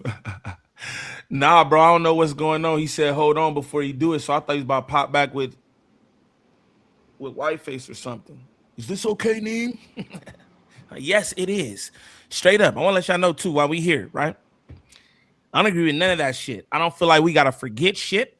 I don't, because others don't have to. Y'all do realize that we are like literally the only people who haven't received reparations. If y'all look up the list of reparations that have been divvied out to these different ethnicities, these communities and all that shit, we are literally the only people who haven't got reparations. I seen somebody in the chat, they like, yo, if we get reparations, maybe you could do blackface. I feel like, yeah, if you make things a bit equal, then maybe we would let y'all slide on some shit. But until then, hell no, I'm not going. I ain't going, DoBoy. Okay, shit. My phone had blocked off and I'm back. Okay, what was you saying? I missed what you was just saying. Oh, don't even worry about that. I was just talking to the people. It was nothing much. Much of the same shit that I told you while you was on here. But back to your N-word thing. Did you want to say something before that? You were like, hold on before I answer. Yeah. So okay. So I'm not saying like they saying it with a hard ER, and I'm just saying if they just say it in term of endearment. You're not fucking with it? No, you're saying as a term of endearment. Endearment. Yeah. Oh, some cool shit. Like, do you still have a problem with it? Because I don't. White people never. And I know white boys from gangs and shit, I'm not with that shit. And I've checked niggas who's from the set, white boys, saying that shit. Don't say that shit around me. Hey, we could call it hypocritical. It is what it is. Mexicans who grew up with us, because I got partners like that. You feel me? Who do use it as a term of endearment. And a lot of people don't fuck with that either. You know what I'm saying? White people's off limits. Period. I don't care. It's off limits. Wait. Okay, so let me ask you this. I grew up. I might be racist. I don't know. I grew up in Sacramento, right? Next to a white boy in a duplex named Justin. Best friend. I grew up with him. Still my best friend to this day. He talk how I talk. I talk how he talk. If you grew up next door to a white boy, would you all of a sudden be perturbed if he said it? Absolutely. And he Even should know that he has. With him? I don't give a damn if we grew up together. You have to understand history, gang, and that is not okay. Point blank, period. Go ahead. Okay, well, I just see it a little bit differently. I feel like it's a word that's been ingrained in the culture. It's in the music. It's in the movies. It's in the culture. And if you're a part of the culture, I feel like you could just say it. Because I feel like now the word means something different.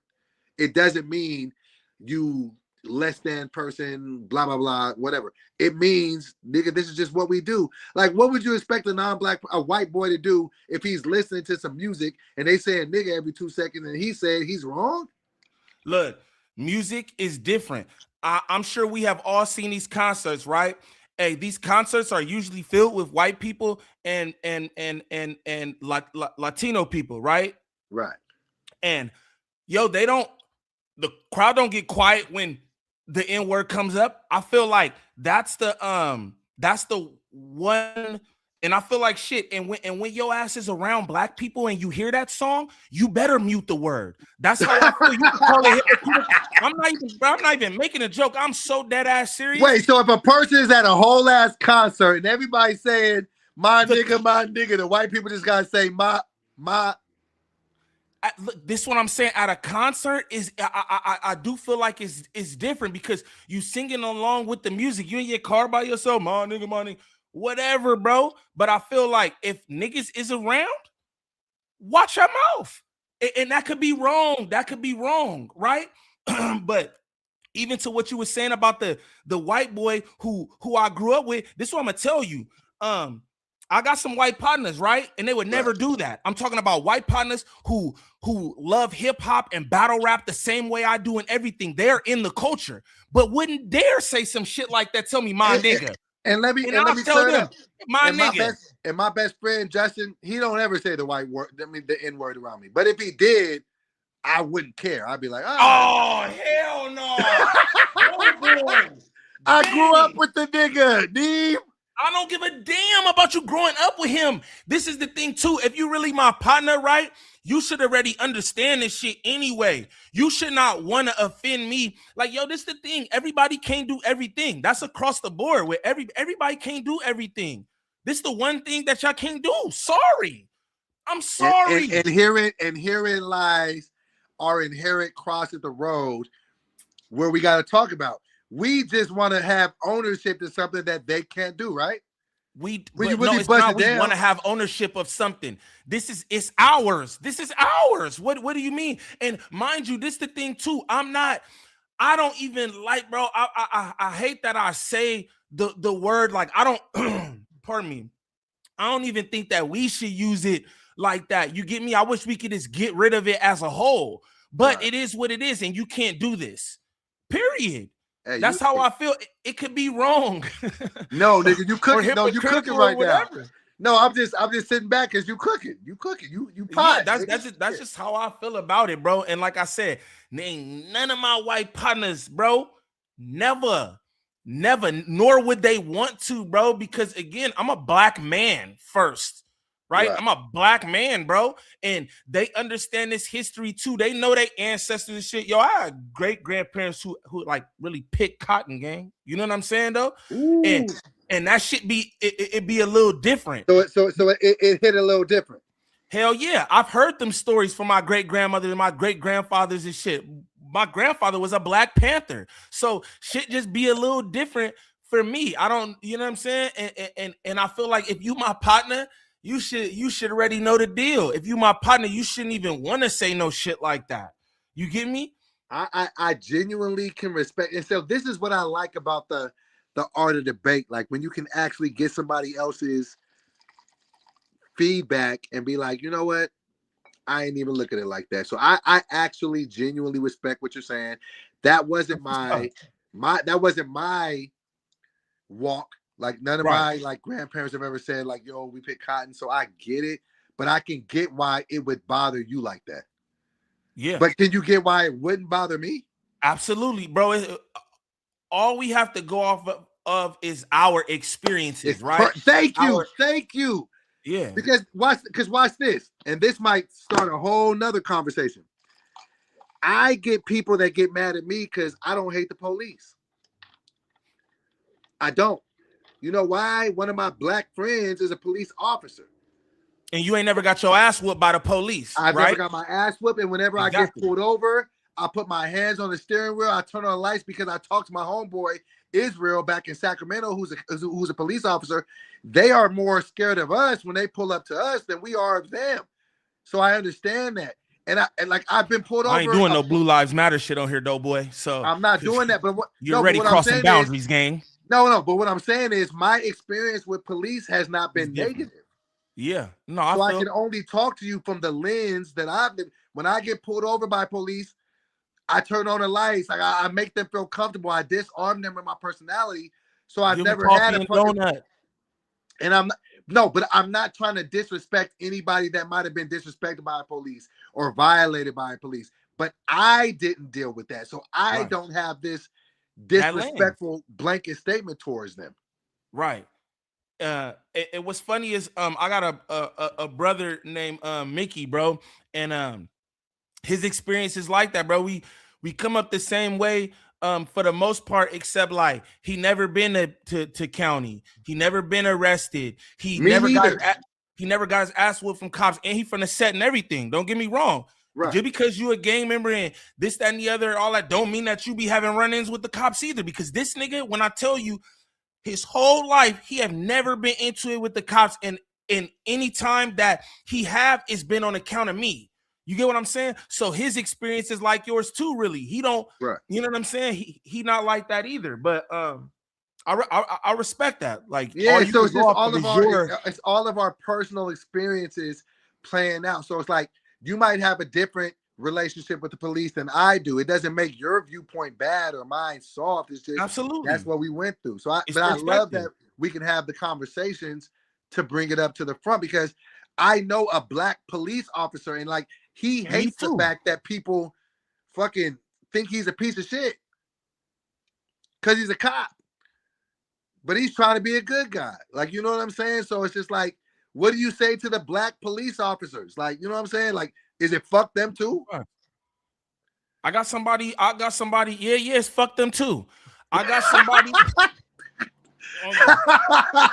You decided to do that, gang. No, I'm saying, and that be the thing too, like the dilemma, because it's like, you know, I heard Rack 100 say this, and probably niggas ain't gonna like this. Rack 100 said, "Yo, we gotta start encouraging our people to be cops though, because this be the thing, right? You get these cops." Just like how you said, they be scared. First off, I think they need far more training. You should not be scared as a cop. There should not be a scared person who has the end all be all right there with you on the street. You understand what I'm saying? You gotta be far more trained. If you ask me, it shouldn't be no scared cops. That's firstly. This is what I think though. I do think we have to start encouraging our people to start getting into law enforcement, because it's a different thing when you got whatever is it, Bob or Billy or whatever, coming from fucking Orange County, who don't know nothing but boys in the hood and shit, but he patrolling through South Central, you know what I'm saying? And he's seeing all this shit and it's looking like the fucking movies to him, right? Hell yeah, you probably scared, but you shouldn't be, because they should train your ass for that shit.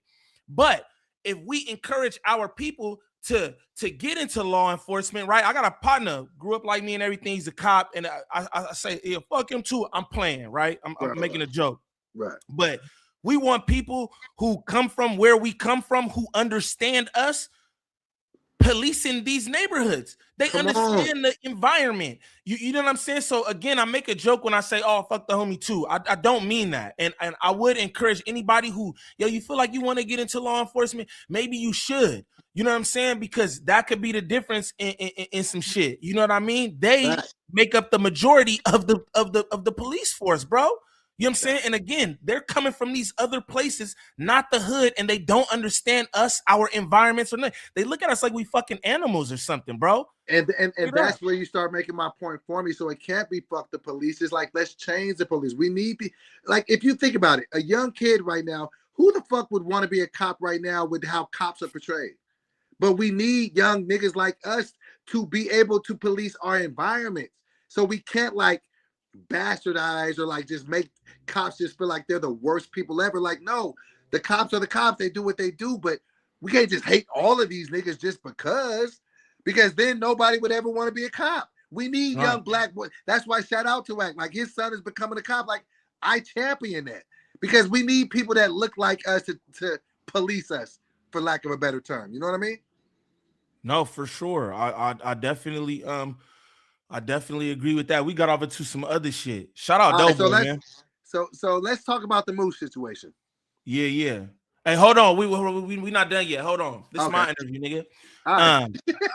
So what I want to talk about. So the Sporty Face shit. We know we not done with that. Okay. So boom, y'all got the fight going. So this is what I want to say. Lush said you made some comments to him before a live, like, oh, I see the chat don't like him, so I'm a do it up. Explain that to me. That never happened. So Lush is lying. If he said that, then yes. So no, I never went at Sporty because I felt like he was an easy lick or he was a mark or that I could take him out the game. I'm coming into this shit. Why would I want to remove somebody that's already here? What happened was to secure your spot, brother. Huh? No. I said to secure your spot. No, but I'm good at what I do. I don't need to bump Sporty to get a spot. So what happened was when he called me the Uncle Tom word, I was like, okay, we gonna pod. And so I told Lush before, I said, hey, I'm finna go at Sporty, but it wasn't because I thought that he was a weak link or the audience wasn't fucking with him or I wanted them to fuck with me so they wouldn't fuck with him. No, it was specific. Like this. No, he said that you said the chat don't like him, and I was like, that's kind of shitty. No, and I would never do nothing like that. So if he said that, then that's incorrect and that's false. Okay, he for sure did. The reason why I went at him was because he called me Uncle Tom, and I was like, okay, we can make a moment out of this. But it had nothing to do with what I thought the crowd thought of him. I'm not here to take Sporty out. Yeah, because that's corny behavior. And when I heard Lush say that, I was just like, oh, bruh, that's not it. Like, that's not it. Not on Adam platform. Like, you feel me? Like, nah. I would never do the bro like that. And the crazy thing is, with me and Sporty, we actually slide. Like, we actually solid. Like, I really fuck with the nigga, but we came in and it's just like, this is a gladiator sport, man. It's a blood sport. So it's just like we came in. And that's where I can even be honest enough to where I was like, I came in a little too hot. I came in too hot towards him. Even with the situation with Moose, I came in too hot. And I'm man enough to be like, hey, guys, my bad. But I do want to be a good teammate, and I do want to make us win. But if I got to be the one to step up and be like, hey, I probably could have handled this a different way, then I can say that. And but the good thing with Sporty is we're gonna get a bag out of it. Me and him are producing content like behind the scenes.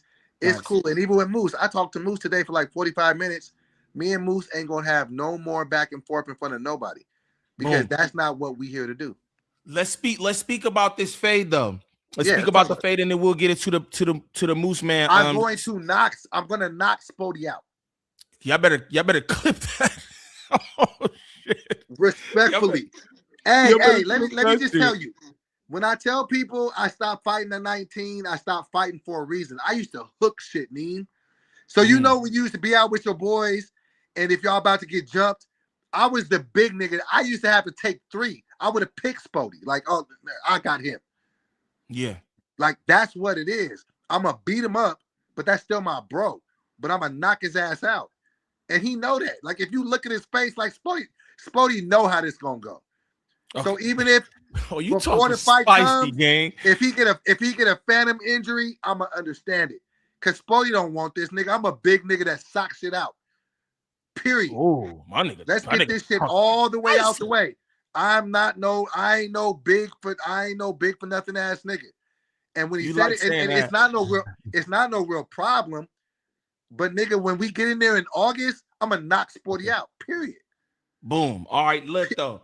So this is what I want to ask you about. I like that energy. Yeah, I like that energy. Wait. Because you said when I was on the pod that I came back. Let me tell you. That's what I'm about to get to it. Don't worry about nothing. I'm about to get to it. I'm about to say, look, bro, you say that now, and I like that, right? Yeah. Real confident. Yeah. I want to believe you, right? I want to believe that you're gonna knock Sporty Face out. I want to, right? This is what I'm gonna say. That I believe it was one of the 24-hour streams, if I'm not mistaken. Yes, yeah. And boom, you had got up, you came back, and 607 Bunk had pointed this shit out. And I had noticed too, I like, what's wrong with DoBoy? I had noticed this before even 607 Unk was on that. I'm like, what's up with bro or whatever? You feel me? And the way you had answered the question or whatever, you was just like, well, things look like they're moving. So let me tell you about that. This was my second 24-hour. This was my second 24-hour pod in 72 hours. I was just tired, nigga. Even when Josh told me, it wasn't like I just was jumping up and down. I was tired. The only reason I showed up to the second 24-hour thing was because I knew Adam was doing it, and I knew a bunch of people wasn't going to show up to support him. So I was like, I need to go up here and make sure this shit goes good for him. And like I said, like a bunch of people didn't show up. The only people that showed up was me and Moose. For real, for real. And so when I said that, I was just tired. But nigga, no, make no mistake. And let me look very close into the camera right now and say this. When I get in that ring with Sporty, he gonna touch the floor. I mean this with every scruple that means anything to me. I'm gonna make him touch the ground. Period. He gonna touch the earth. He not like that. Period. I am. You sound nuts. Hey, really, hey, yo, listen. say the nigga not I like fuck that. with Sporty, Crazy, but Sporty, no. I'ma touch that chin, nigga. He ain't even big. Like niggas is sitting here, and thank you for giving me the platform to say this. Niggas is sitting here acting like I got something to be worried about. This nigga is 50 pounds lighter than me, man. I never said that you did. I never said that you did. But the people, the audience, they're like, he's gonna get beat up. Why? Because he's in a gang. I'll be there. Push that, man. I'm not worried about nothing in a fight with Sporty. Period. And I just need for the world to know that. I'm gonna get in the ring. But do you really think, I'm gonna ask you, Ning, do you genuinely believe, if I believe who I am and who I say I am, that I would get in the ring with this man and let him beat me up in front of my daughter? No. I'm asleep, bro. You asking me? I don't believe that you would let him beat you up, DoBoy. That's not how things go. Nobody planned to get their ass whooped. But what I'm saying is, niggas claim that tough shit. I'm really tough, Neem. I'm gonna sock on that nigga, bro. I ain't worried about none of that shit he's talking about. I never see you talk like because you take no. Take him away from his gang and all that other shit, and you put that man in front of me. It ain't nothing about him that intimidates me at all. And it I don't give a fuck about them face tats. I don't give a fuck about them face tats. I don't give a fuck about your. I don't give a fuck about none of that shit, nigga. I knock you out, bro, for real. And he know that. Look at his face, like man. I don't think he know that, gang. But I fuck with what you doing right now. But I don't know if he know that. He gonna touch the floor at least once. Okay. He might win if I can't hit him. But I promise you, I'm gonna hit him. This is all in the sport of boxing, right? Like sport. I got nothing. Cool. No, because me and him have had real conversation behind the scenes. Sporty is really talented. I was just talking to him yesterday about a show that I'm about to produce with him. We good. It's not no personal, I got a problem with him. But if you put me and him against each other in a fight, I'm gonna knock him out. And if you bet on him, bet on him, you're gonna lose your money. I promise you. He know that. Sporty know I'm gonna knock him out. I love how you doing this because like that's how you supposed to pop it, right? Y'all got a real boxing match going on in August, and that's how you supposed to pop it. Straight up. Look though, I'm about to call this nigga Sporty. Call him right now. On gang, I'm about to. Because you know I had 2 phones the other day. You got 1. Yo, that's just talking spicy. Yeah. I'm about to get the people what they want, gang. This is the face first. This is the first face off, nigga. Cause he talk crazy. I don't even feel comfortable being on the call. Man, I'll knock Sporty out, nigga. I'll put him on his pockets. Wild. I'll put him on his pockets, and he know that. Oh man, let me see this, man. Okay, so if you had $100,000 that somebody gave to you, and they said you have to bet on either DoBoy or Sporty, who are you putting your money on? I'm gonna be all the way honest with you. I'm going Sporty. All right, nigga. Well, I'll knock you out too.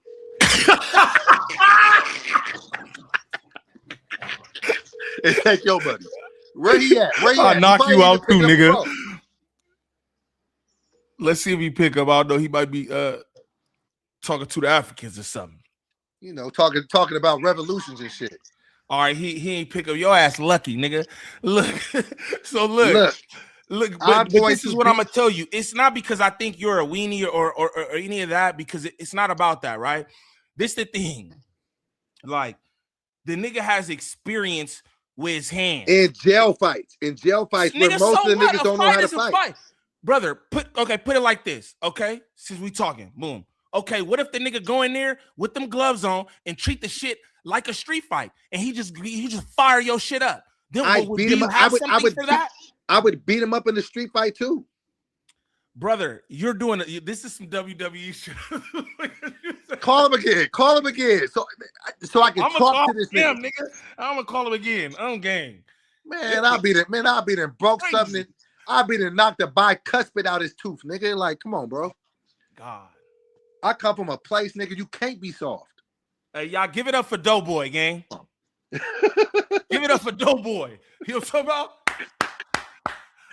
Nigga, like I ain't worried about no Sporty, nigga. I'll be there. Knock Sporty out in here, nigga.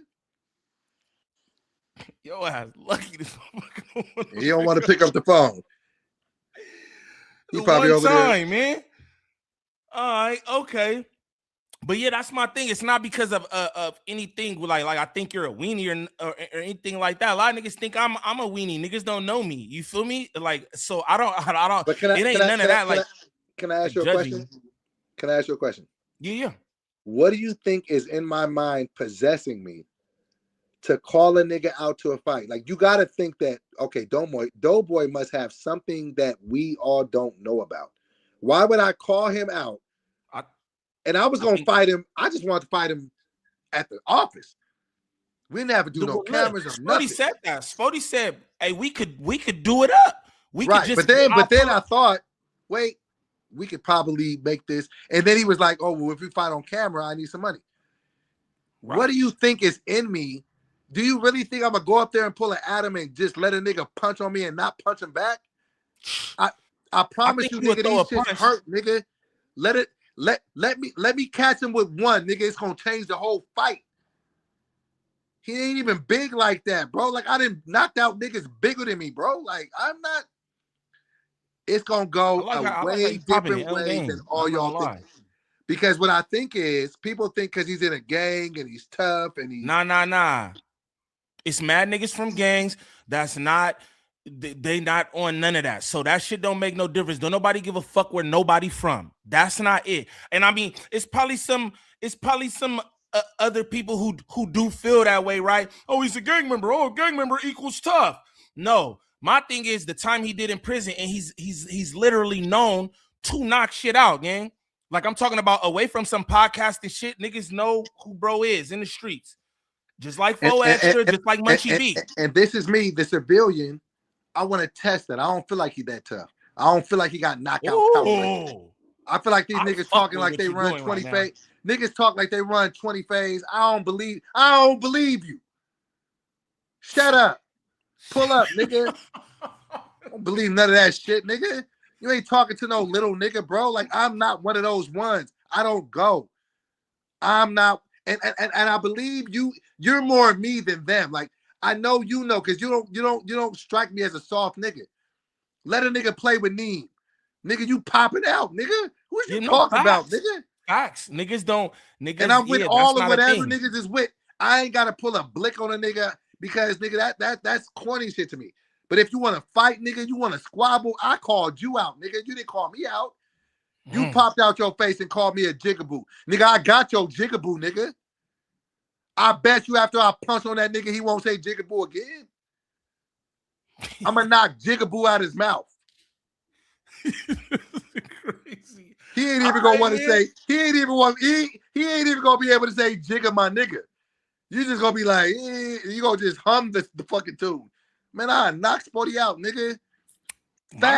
My nigga talking that talk. Facts. And I'm going to do my due diligence to do what I can do to put you on the fucking panel. So when I punch on the nigga, you could be the first nigga to report it. Hey, look, brother. I'm going to talk to niggas. This what I need you to do. I need you to make me a commentator on this fight. I'm going to do that. I'm going to do that for you. No, for real. You got the juice, nigga? Do this because this is what I want to do. I'm coming to the fight regardless. I'm in that bitch. I am going to do everything that I can do to get you on the panel. So when I punch on bro and put him on his pockets, you can see it first, and then you can go react to it. Nigga ain't no threat, nigga. He a little. I mean, I say this respectfully. He a little nigga to me, bro. I ain't worried about that nigga. He a little nigga. Man, I'll okay, nigga. All right, nigga. Okay, so look, you been training? Because you're sitting up there Yes. sucking that damn pen. Yes. That don't help stamina. I've already been in the gym 3 times this week, and I'm gonna stop this on Monday because I gotta stop. Okay. And I'm putting the Henny down for 14 weeks so I can just beat this nigga up in profound, glorious excellence. So all this and the little Henny is stopping on Monday. Side note, Spody don't drink or smoke, gang. That's another factor that I feel make a difference. You feel me? You know the he crazy looks thing, like he's in good shape. I'm a nigga who be in the gym every day. I don't know what he do, but he look like he's in good shape. Right. And I'm gonna check the shape of that chin. He got a fight before me. He got an MMA fight. He better get past that nigga. And he fighting another Sacramento nigga with some brolic on him. I'm like, if you get beat up before me, I'm gonna make it worse when you see me, bro. Word. You better get past this nigga, bro. You better get past him. So he got an MMA, or did he tell me that? I think bro might have told me that actually. I was like, what the fuck? And I'm gonna support him, but he better win. Cause you coming in here with me, nigga. I'm coming here to sock shit out. Period. Ain't no I'm just DoBoy, ha, he. Okay, cool. Let's leave that on the stage. Nigga, I really put niggas and park niggas, bro. Like, bro, pull up, nigga. I want that. And he wasn't a nigga that called me out. I called him out. So if I'm gonna get embarrassed, let me get embarrassed. I promise you it ain't going like that. And if you put your money on that nigga, you tripping. You better 50-50 that shit up. Cause I'm gonna cook your boy. The chat right now, let me just get with the people real quick. Yeah, talk to your people. The chat like, nah, DoBoy going night. Shout out my nigga Gam in the building.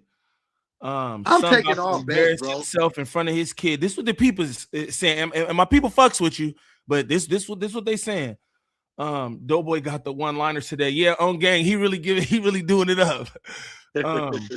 Who's live streaming the fight? I'm about to try to IRL while I'm in this fight, doing commentary. Even if I'm not doing commentary, get in there. I'm trying to. Y'all hear DoBoy right here? Y'all hold his ass to the fire. He said he go get your boy on that panel. Knock that nigga out, bro. I don't give a fuck about none of that shit. I'm gonna knock a tattoo off that boy face. Okay. Humble, in the oven, cap. Yeah, man. I don't know. The people fuck with you, but they like, man, I don't know about this one here. You feel me? That's what it seems like overall. Let me ask you this though, Niem. If let's just take all this celebrity shit away. If you just put Sporty Face next to me, just our physical statures, and you had to be like, who do you think will win this fight? You would pick this nigga? Say that one more time. What am I doing now? Okay. If you just strip away everything that we do celebrity-wise and content-wise, and you like just how put like say I don't know y'all for nothing. Nothing. And you put DoBoy, 6 foot, damn near 1 sometimes, nigga, 315, and you put Sporty Face, 6'1", 230. You picking him against me? Spody and we not both taller know how than to you? fight. Spody not taller than you though? He's not. He's maybe like a half an inch taller than me. Cause I swear, bro, he about tall as his cousin. Them niggas like 6'4", bro. Them are some cool. big boys. So you would pick him? This what I'm gonna say. Taking all the other shit, away. Like again, cause I'm big on health and fitness and shit. Bro looks like he's in better shape. This don't got nothing to do with him being. No, he is in better shape than me. But right. I can punch, nigga. I know. I hear you. I don't feel like he could take 3 from me. I could take 10 from him. I don't feel like he could take 3 from me. You feel like you could take 10 from him? What makes you what okay, so what make you say this, bro? Because he got a gimpy wrist. His wrist is already shaky. You see him with his little, he got a gimpy wrist. So where's his power coming from? And his footwork looks sloppy. And I feel like I ain't seen him park nothing. If you this big bad nigga, where's the footage? I ain't seen you park shit. I'm calling this nigga again. I'm game. He said I ain't seen him park nothing. I ain't seen him park nothing, nigga. Sheesh. I hope he pick up. Me too, goddamn, because you really putting on a show here. Type shit, nigga. Oh, fuck out of here. My nigga said I'm parking shit. I'm game. Hold on, I'm gonna send him a text. Hold on. All right. I'm gonna send him. Wait, I'm gonna say pick up. Niem calling you live. Shout out DoBoy, y'all. Can y'all hear this? All right, I just told him pick up. Niem is calling you live. I'm gonna put that boy in his pockets, nigga. He ain't. Hey, the wrist thing though. Where's his power coming from? He I do really got punched some with that wrist. He always got the damn wrist guard on. So that's it. And I don't want to hear nothing, nigga. Like I'm going, nigga. I'm trying to punch through something, bro. I ain't know, like when I used to get into it when I was with my homies, they was like, "Doe, you big. You are responsible for 3 of these niggas." Like, okay, nigga, where they at? I stopped fighting for a reason because I black out and really do shit. So I still spar though. I still like physical contact, and that nigga is not no threat to me. What is he gonna do to me? He's small, nigga. He light in the ass. Yeah, I don't want to say he a little nigga because that sounds disrespectful. Yeah. But he light in the ass, right? Worried about Sporty, nigga. Like, boy, you get lifted off your cleats, nigga. I'll decleat that nigga. Boy. Y'all better clip this because he doing it up right now. That nigga said he parking shit. I'm running through shit. I'm parking shit, bro. I'm from Sacramento, California, a real serious place. And I'm not finna let my homies be calling me and be like, you let this little nigga, I want to say, look, you let somebody smaller than you beat you up, nigga, I wish I would. And I'm coming down to his weight class. Park right now, y'all. Pay attention. I'm coming down to his weight class to beat him up. Because I don't believe all that tough shit. Let me say this. I don't believe you, nigga. I don't believe all that tough gang narrative that niggas run with. Just because you run with a gang and you got 100 niggas with you, I'm by myself. Dolo, nigga. And I'll pull up and sock shit. Give a fuck about the man. Listen, you better. I'm big tuna. Big tuna energy, bro. That nigga said I'm pulling up, socking on shit, gang. Golly. Let a nigga play with me and a nigga say he smacked me, done nothing, nigga. I don't run from no nigga. I'm too big to run. And I'm not running from no Sporty Face, nigga. I'll beat him the fuck up. Period. I don't call niggas out for nothing. Like what? Get this all ring right, in, nigga. All right, man. Just remember this, bro. You go how you upset. Y'all gonna fight in August, man. We go fight. You know what I mean? But what you really think finna happen, nigga? When you worried about this nigga doing something to me, ain't nobody worried about what I'm gonna do to him. I'm not worried about shit. I come to see about. I don't think that. And I'm gonna do what I can do to get you on that panel. But just understand when you're on that panel, you're gonna get some blood on your score sheet, and it ain't gonna be mine. Boy, man, listen, bro. Listen. Hey, man. It's Tony B, man. Boy. Like I ain't one of them niggas, bro. Like I don't run from no nigga, bro. I get down, but I squabble for real. Well, look, this is what I want to ask you, right? Okay, so y'all heard it here. Y'all heard it here. DoBoy parking shit. Wow, there it is, right? Bah. This what I want to know. So why haven't any of that rubbed off on your boy Moose Knuckle, gang? All right, so okay, let me talk about Moose. I talked to Moose. You see, let me talk about Moose. I talked to Moose today for about 45 minutes, and I got a more clear understanding of who Moose is. So even in my situation, I'm scaling shit back a little bit because I understand Moose a little bit more after that conversation. Moose just wants to be the best podcaster, and he's doing everything that he can to do it. And in our conversation, I was like, okay, I get that. I just feel like he's going about it in the wrong way. Moose is too talented to have to go at people and kind of belittle their podcasting schemes. They was trying to pit me and Moose against each other. This is his opinion, though. Because what you're doing right now is you're taking a back fade for Racker and Hunter, right? And we're going to get into that, too. But it's just his opinion. I don't think, like, this is what I'll say. Like I said before, I think he did a lot of, like, well, I mean, you played some shit where he said he'd get down, and he didn't get down. So, actually, I won't say that. Go ahead. What I'm saying is this. Moose has ambitions to be the best. He's almost on his 50 Cent shit back in '03, when 50 did shit. He's just going about it, in my humble opinion, in the wrong way. You calling people out, you saying words, but in the conversation that he and I had, I got a better, clear understanding of his intentions. So when that happened, I said, you know what? I'm gonna squash this shit with me and Moose because it really ain't no issue with me and him for real.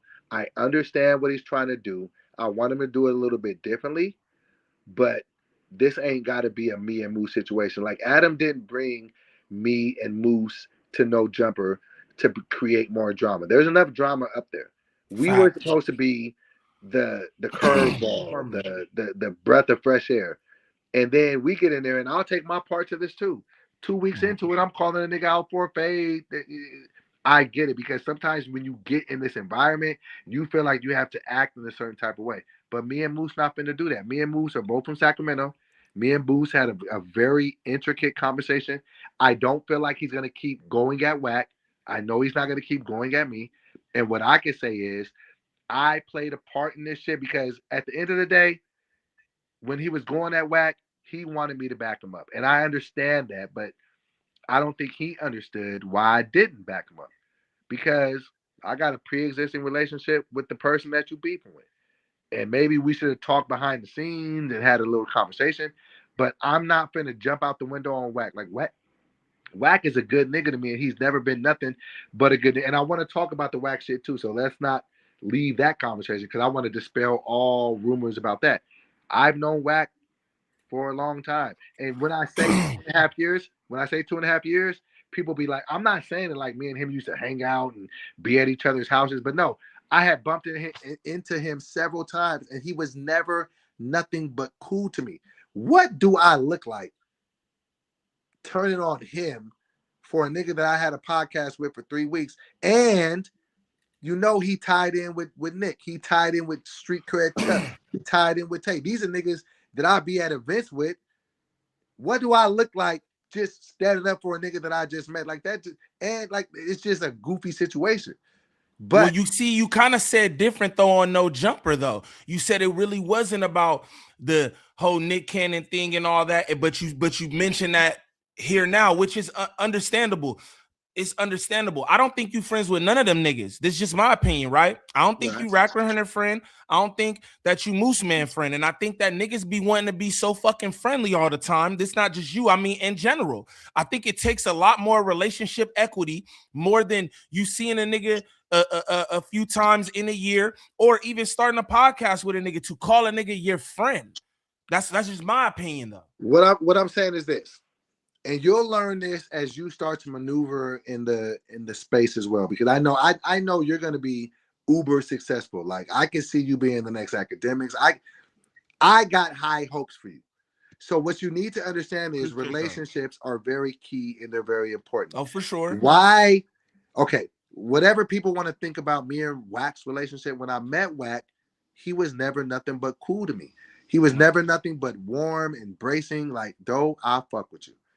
And this was way before I got on Wildin' Out. So what type of nigga do I look like if once I get with a new situation and you and him got problems? And I told Moose, don't, like, stop going at this nigga. Like, he's not playing like that. And I'm telling the nigga, what do I look like standing behind Moose in that situation? That doesn't even make any kind of comparable sense. Because for one, I got equilibrium friends. I got Wack, I got Moose. Why would I just decide to choose a side and be like, Team Moose? No, nigga, that's between you and that man. And I'm telling you, I don't feel like, because I feel like, to be honest, I feel like Wack is misunderstood. Like, Wack really ain't a bad guy. He's not. He's not a buster. He's not like Wack does a lot of Wack does a lot of questionable shit. I don't know if you're familiar with him as far as like the content space goes and everything, but Rock 100 does a lot of questionable shit. You feel me? Like what? Especially like what? like always trying to expose a rapper, they paperwork. Yo, he get into it with every single person up there at No Jumper. He got this shit with Munchie B. He be talking about niggas court dates. It's just all kind of shit. A lot of people feel like he was very instrumental in getting Big U locked up. He tried to put murders on a nigga that have nothing to do with no indictment or anything else. He did this far before there ever was an indictment. It's just a lot of questionable shit that he does, bro. And like I said, I don't know if you familiar with him as far as the YouTube and the content space go, but you know, that's like I am familiar with him and what he does. As far as the Big U shit, that was a personal issue between them two, and you know, he put the information out there. As far as like going into do I think that he is the reason that Big U got locked up? Absolutely. Oh, can you still hear me? Mm-hmm. You cut out after. Absolutely. You were saying that you can you believe still hear absolutely. Me? Yeah, I can hear you. Can you hear me? Yeah. I can hear you. God damn it. Hold on one second. Hold on.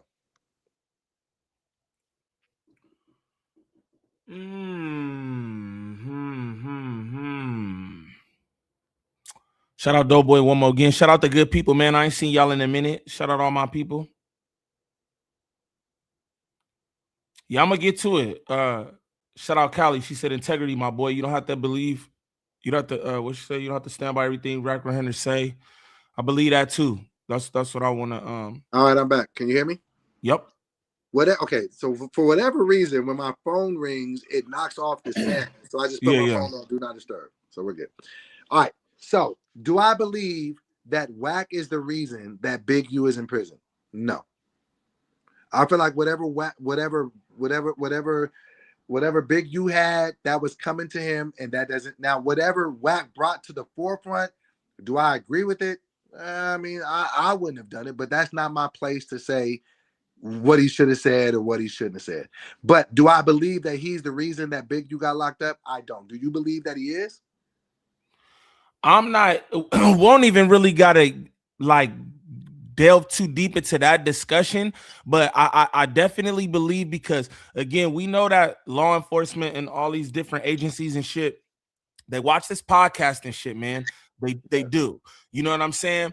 And they pay attention to what's going on the internet. There's a whole like cyber crime shit where it's just nothing but people who go through niggas' Instagrams and the YouTubes and see all this shit. And I just feel like, yo, a lot of the shit that he was saying wasn't even in an indictment.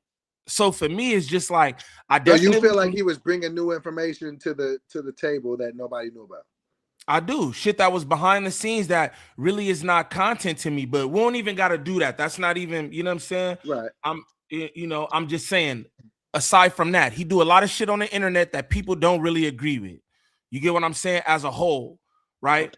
So that's what I meant by, do you really know like his online persona or whatever? And this is what I want to say too. I don't think necessarily you had to like get down with Moose Man on the hold on.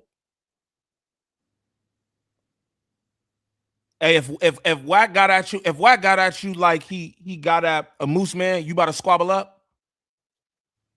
Well, if you would have threw a bottle at me? If the nigga threw a bottle at your head. I'm getting down, bro. Yeah. Word. Okay. I ain't let no nigga. That's not finna happen. But no, but I think that honestly, Wack is misunderstood. Like, Wack is actually a good dude. Like, he really is. Now, I get that he might get into it with people and shit might go whatever way it goes, but I don't look at, and I've been around a lot of industry people and a lot of shit. I don't think that he's a bad dude. I think he's a little misunderstood. I feel like he speaks his mind on what he feels like, but I don't feel like Wack is a bad dude. Like, I've had conversations with him. I've been around niggas that I can deem bad people. He's not one of them ones. And so I fuck with Wack. And I'm never gonna like go against it. Like, me, it ain't no reason for me. And like, and Wack will like call me and be like, "Hey, though, you looking kind of crazy with this." So nigga, don't. I hate that niggas just think that Wack is just me and Wack are just all on the same page. Like, no, Wack could call me and be like, hey, dope, nigga, you looking crazy right now. He called me earlier this morning. It was like, hey, nigga, turn up. So I don't feel like Wack. And I just feel like, and I feel like what I'm here to do is bring all this shit together. I was trying to get him and Munchie B to squash their shit. Never. Like, I think they should though, because it's all over words. Has anybody I been think everybody should too, because I'll be about that. Everybody know, like, I'm about the peace and shit. I'm not with none of the rah-rah. I feel you, but I feel like a lot has gone on too, bro. You know, you mentioned people, family, ongoing cases that they currently fighting and shit like that. And sometimes you just cross the line. And I feel like Rack 100 has crossed the line with mad different people. And that's why it was just so convenient for him to feel a way about what Adam did to him when he's literally ran this same exact play. The same exact play. So let's talk shit, about that. With shit that's far more serious, if you ask me. Yo, the nigga critiqued your podcast and the nigga asked, hey, if Wack get up on you, what you gonna do? What are you supposed to say? I'm not gonna do anything. So Moose Man answered the way that he felt like he should answer. Do I feel like it's right? No. But do I feel like it's so serious to warrant the reaction that we got from Rack 100? Hell no, bro. But it's not. And I think that, hold on real quick. And I think that was Moose Man's point. You get me? Yeah. Yo, it's okay to be like, yo, this my man's, but the way that he behaved, yo, y'all niggas the same damn age, basically. That shit is out of line for any nigga grown as y'all to behave in that manner, especially over some fucking words. The nigga literally sat with y'all in a podcast, right? He looked over at Moose Man and said, you could be my son. Come on. So can I respond? I think Wack has been on record more than one time to say that street niggas are irrational. The rules don't make sense. He's one of them fellas. Like, niggas can say whatever they want to say about Wack. You can say whatever niggas say about Wack. Ain't nobody touched him. Ain't nobody done nothing to him. So he has survived in this realm. And so when Wack says, nigga, I'm willing to go all the way, like, I seen the anger and rage in that man's face. Nigga banged on the table and said, nigga, I want to get out, because he just didn't know how to process. Like, he was ripped. Wack is not no bitch. Like, Wack is not no sucker. Like, I'm not saying he's the toughest nigga in the world, but he lives and governs himself by the principles that he lives in. And he felt in that moment he was uncomfortable and he was ready to get out. Right. Nigga, could you imagine if I would have stood up for Moose, nigga? I would have been food on the table too. Wack wasn't playing. But that's another thing too, though. This is and I don't want to do too much on Rack 100, you know what I'm saying? But this is the thing too. With Rack 100, like, yo, he always say the streets is dead, the streets is a myth. I'm not a street nigga, I'm a businessman, right? So where did that go in that moment with this civilian ass kid that who could be your son? Where did that go, bro? Wait, one thing. Number two, he didn't want to get at Moose Man, bro. Because he could have rocked that room and he could have got right to Moose Man. That shit was performative, in my opinion. And what I'm saying, because I was in the room, he was trying to calm himself down and he was trying to not fuck up everything. And I genuinely believe the only reason it didn't go all the way up was out of his respect for Adam. He didn't want to fuck that up. He was just like, I fuck with Adam. Because I sat there next to the nigga, bro, and I don't got no reason to cap for Wack. I don't need to make him seem tougher than he is. He's his own man. I was sitting next to the nigga, bro. You ever be around a nigga and shit start going left and then your partner just get quiet? Wack was trying to control himself. He wanted to get active. I saw it with my own two eyes. And then I even talked to you. So even when I talked to Moose and then the conversation that we had, I was just like, bro, like, niggas are different out here, bro. Like, and I feel like Moose is far too talented to have to resort to theatrics. He doesn't have to. And I said that to him. And we've had conversations. So me and him have squashed our shit. I'm never going to say nothing negative about Moose again. We're not doing that. But when I talk to him on some little bro shit, and when I say little bro because I genuinely fuck with the nigga, I'm like, bro, you going about this the wrong way. I mean, just think about it. He getting into it with Flacco. He getting into it with Wack. And then he was getting into it with me. Nigga, you're the common denominator.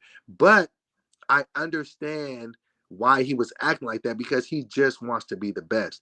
And when I see that, I'm like, oh, okay. You not being an asshole trying to pick fights with everybody. You just genuinely want to be the best, and I get It's that. podcasting.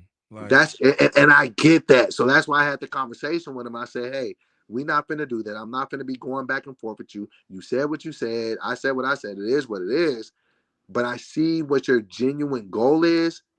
So I'm gonna support you. So shout out to Moose. Shout out to Wack. I no longer get into that shit. I hope that they figure it out, but I'm not gonna be a part of it. And I still fuck with both of them men. Like, you know what I'm saying? So moving forward, I'm trying to bring the unity. Like when you see the shit that me and Spody got coming outside of our fight, it's gonna be great. We're gonna do numbers. When I tell you the shit that I really fuck with Munchie on, that's really gonna be a thing. Nigga, Wack got a whole fucking network coming out. Niggas ain't even talking about that. That's the shit that pisses me off. This nigga just created a platform. He not even talking about it though. He be so pressed to do these other things though, where he don't even do that. You know what I'm saying? Because people put him in a box and they only want to see the nigga shit. He just created his own platform, NBC, nothing but content. Shout out to Wack. Like he created that. He showed me the decks. I sent him some scripts. He is getting to it, and I hate that we don't talk about that. We just talk about when he flipped out on Moose because he's so much more than that. Why you think Adam has kept him, like him and Adam have been around each other for so long? Why? Why do you think that? Adam sees his value. Nick Cannon sees his value. Like Wack ain't no just goofy ass nigga that's just trying to figure it out. Like that nigga is a boy. Like he's really getting to it. And that's what I want to bring to it. And that's why I'm saying I'm not getting in between him. But do you understand why I didn't get in between it? Or do you think I was a weenie for not backing up Moose? Because I wanted to ask you about that because you was talking a little spicy. So I wanted to ask you. That's what I do. Do you feel like I was being a buster for not backing up Moose? No, I don't think I don't think you was a buster because I told you earlier, right? I don't think none of y'all are friends. Because to me, to be somebody friend, like you could be fly with a nigga, bro, but right. To be a friend to somebody, it take way more relationship equity. I gotta go through some shit with you. You gotta be tried and tested to be my friend. We could be fly. So in that situation with two people that I've known relatively loosely, right? Was I even supposed to be put in a situation where I was supposed to pick? Like, or should I no. just be like, hey, this ain't my fight? No, but I don't think you wrong for that at all. But this is what I'll say. I think Moose Man's critique on you came from maybe just don't say shit, and that's kind of wild to say because hey, you're a podcaster, you on a podcast, they bringing this to you, you have to have an opinion about some level things. Of a take, yeah. But it seemed like everything that you were saying was like on the side of Rack 100 and you weren't trying to acknowledge at all that his behavior was unacceptable. Even Adam, bro, that's the nigga y'all work for. Even Adam thought that shit was unacceptable because anybody in their right mind knows it is. Now you say, oh, he was really mad and all this. That's cool. Whatever the case may be. If he wanted to get to Moose, he could have got to Moose. He tossed Creep like a rag doll. He pushed Adam into the goddamn matrix. You feel me? He could have got to him. The way he behaved was completely. It was unnecessary for some podcast shit. And I think Moose's issue was how you was trying to make it like, well, you did this, so that reaction is okay. Hey, I'm the same nigga who you use this you use this analogy or whatever. Hey, if I slap you and you shoot me, a nigga can't complain about how I reacted. Absolutely, right? But this is not no street shit. Everything is on microphones and on camera. And this is not a street individual, bro. Moose Man never came off or came across as no street nigga. He's merely giving his opinion on some shit. Yo, that nigga should want to fight me every day. And you throw a water bottle at my head, you could get what you want. Straight like that. But niggas should want to fight me every day for that matter. Because all I do is sit up here and give my opinion on shit that I have zero to do with. This is where I kind of give you a little kickback, right? If you watch the whole episode, because they just dropped the episode when, the full episode of the fight or whatever, right? Mm-hmm. If you watch that first shit, nigga, Wack was cool. He was laughing. He was genuinely joking. Wack be in his own lane, bro. Wack told them, I don't like this nigga. Like you say, I don't know you. He was like, I don't like you. I don't want to do this. And then when it got put in his face, it just put him in a position. If you look at that, if you look at the footage, he was just weighing out the options because nigga Wack don't. I don't want to say I don't think Wack needs No Jumper. Like Wack is gonna be fine. Like Wack is getting to the money. He was just really pondering and he was really, really fucking upset. But if you look at it, and one of the things that Wack said before all of that shit was, he was like, you know what, though? I wouldn't even disrespect you enough to talk bad about Moose Man in front of you because I know that that's your friend and that's your podcast partner, and I wouldn't want to compromise you. Why don't nobody say nothing about that? He was just genuinely showing me enough respect to say, I don't fuck with that nigga, but I'm not going to say nothing in front of you bad because I don't want to fuck your shit up. He was trying his hardest. And nobody gives that any like credence or nothing. He was trying to be respectful. And then when he felt like the disrespect showed up to his face, then he showed up as Wack. And that's why I don't understand why everybody is giving him the tutelage and the bullshit when he didn't even want to be in that position. He didn't want to be in front of that nigga. And I feel that. I do. You know, I do. And that's you know all what I'm saying. Like, and he was trying his best to keep it cool. He was like, "Doe, nigga, I know you fuck with this nigga. I ain't finna talk." He don't even talk bad in front of about Munchie in front of me or Sporty Face or Aunt Hefe, just out of his respect for me. So what else can the nigga do? But that's again, but again, though, you know what I'm saying? He does this kind of shit. So now your same kind of tactics are turned on you, and now you want to throw water bottles at niggas' heads.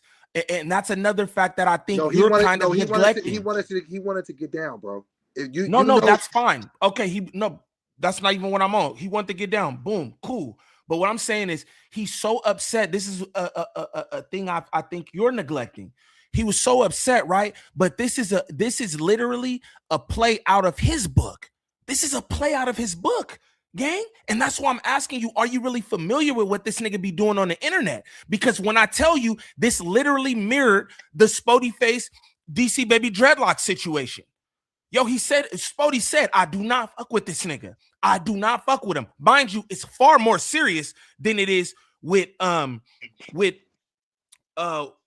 Rack 100 and Moose Man. Far more serious. He still pulled up in this man's studio with this nigga who he don't fuck with. Like, come on, what do you have to say about that, at least? That's the spot where I can say, I know what Wack says, and his rebuttal to that is he never heard DC Baby Draco disrespect. Fucking lie. Right, so I don't know. So that's the point where I can say, you know what? He did his play. He did his thing. And then if somebody does it to him, why is he so upset? That's the point where I can be like, okay, I don't have a rebuttal. I'm not the nigga that likes to argue just to argue. That would be a bigger conversation where I feel like Wack would have to be able to say his thing. But in my sense of everything that I seen, Wack was trying to keep it peaceful. He was trying not to lock up with the nigga, and he wasn't trying to create a situation that happened next week. It happened. It is what it is. I understand.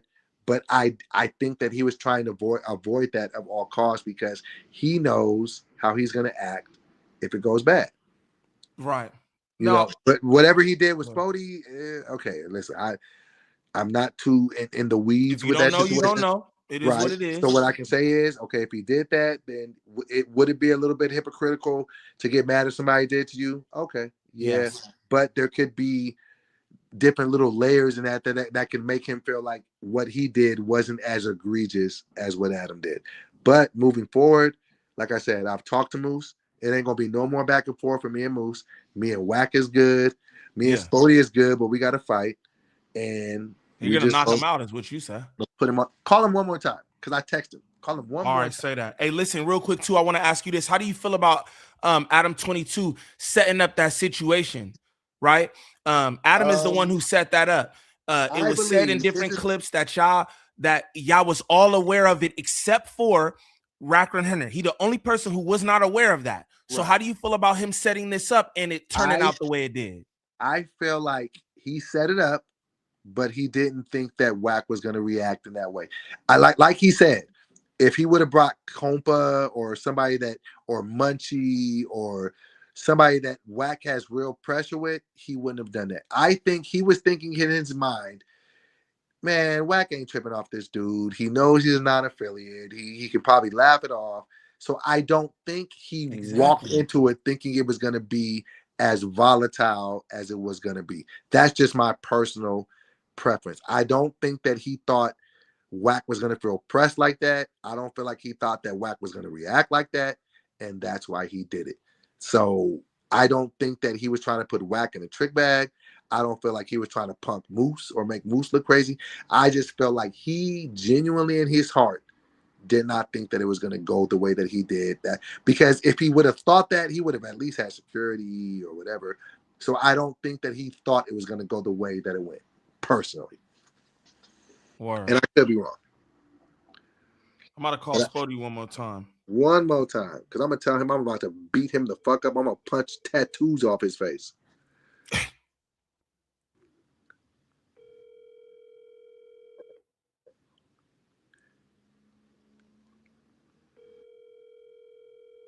Sporty don't want to fight, man. Nah, that nigga might got a meeting with Farrakhan or something.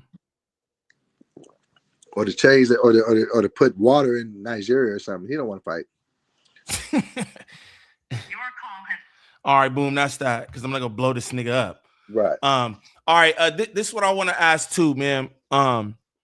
So how do you feel about all the people who feel like Adam is a culture vulture? He keeps a lot of shit going in the culture and amongst his co-hosts. How do you feel about that? I feel like they couldn't be anywhere further from the truth than what he is. I feel like Adam is a solid dude. I feel like Adam has his hand on the pulse of the culture. And I feel like he's creating jobs, opportunities for people that if he didn't create them or open the doors, they would not be able to do the things that they're doing. He's not a culture vulture. He's not trying to win off of the culture and just make us look like buffoons. Niggas go up there and they just do whatever they do. I've met the man. I've hung out with him. I've been to his crib. He is a solid individual, and I feel like people just have him pegged a little bit wrong. And if you were able to meet him and know him, you'll be like, oh, he's a solid dude. Now, I'm not saying that because I don't need Adam to do anything for me. I'm not here to win because I'm fucking with him. I'm telling you, I've been around the nigga. He's cool. He's cool. Like, he has something that he is creating. I mean, just think about it. From the ADs to the T-Rails to the Ginas to the suspects to the he is opening up his platform of over like 4 million people to get on. Like, how is that? So if you, I guess you can look at it like, okay, he's making money off these people, but they're making money too. Adam is for the people. I'll fuck with him and I'll put my stamp on him. I don't feel like he's a culture vulture at all. I feel like he's a good dude and he's figuring shit out. And I'm proud to call him a teammate. That was a good fucking answer. I mean, they need to get you a fucking no jumper chain, nigga. I Bust mean, down no jumper chain, nigga. And I fuck with you, Neem, bro. Like, I want to get some money with you, bro, because I see what you doing. I'm like, hey, Neem got it figured out. Like, and even if you do 3 reaction videos and be like, don't worry, shit, this interview, he's a buster. I wouldn't care. I fuck with you because you're fair. I fuck with you because fair business. Every time I wake up in the morning, I see a video from you. You are consistent, and I just want you to keep winning. Yeah, with or without me, you don't need me for shit. I believe in you, and I believe in a parallel universe that you're gonna end up being part of the No Jumper universe. I'm just putting it out there. You already were supposed to be doing this in a zeitgeist world. You were supposed to be on the show that I'm on right now with Munchie. You do know that, right? Yeah, no, I know. They was tapping in with you, like it's weird. So I'll fuck with you, and people over there fuck with you. So I'm trying to be the bridge to bring us all together because I see what this could really be. Yeah.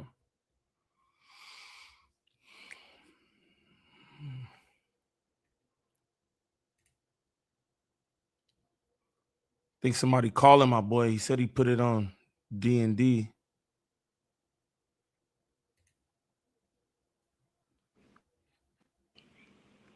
Shout out Rock and Roll in the building. My boy. What's up can with you all hear y'all? me? Can you hear I me? can hear you now, yeah. Call Sporty. He just called me. I said, gang is finna call you right now. Call Sporty right now. He called me back first, gang. All right.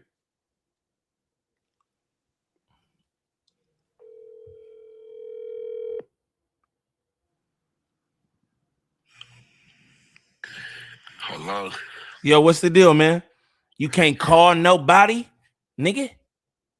Yeah, I just woke up, man. You know what I'm saying? I've been putting in this work, man. You know what I mean? I was tired.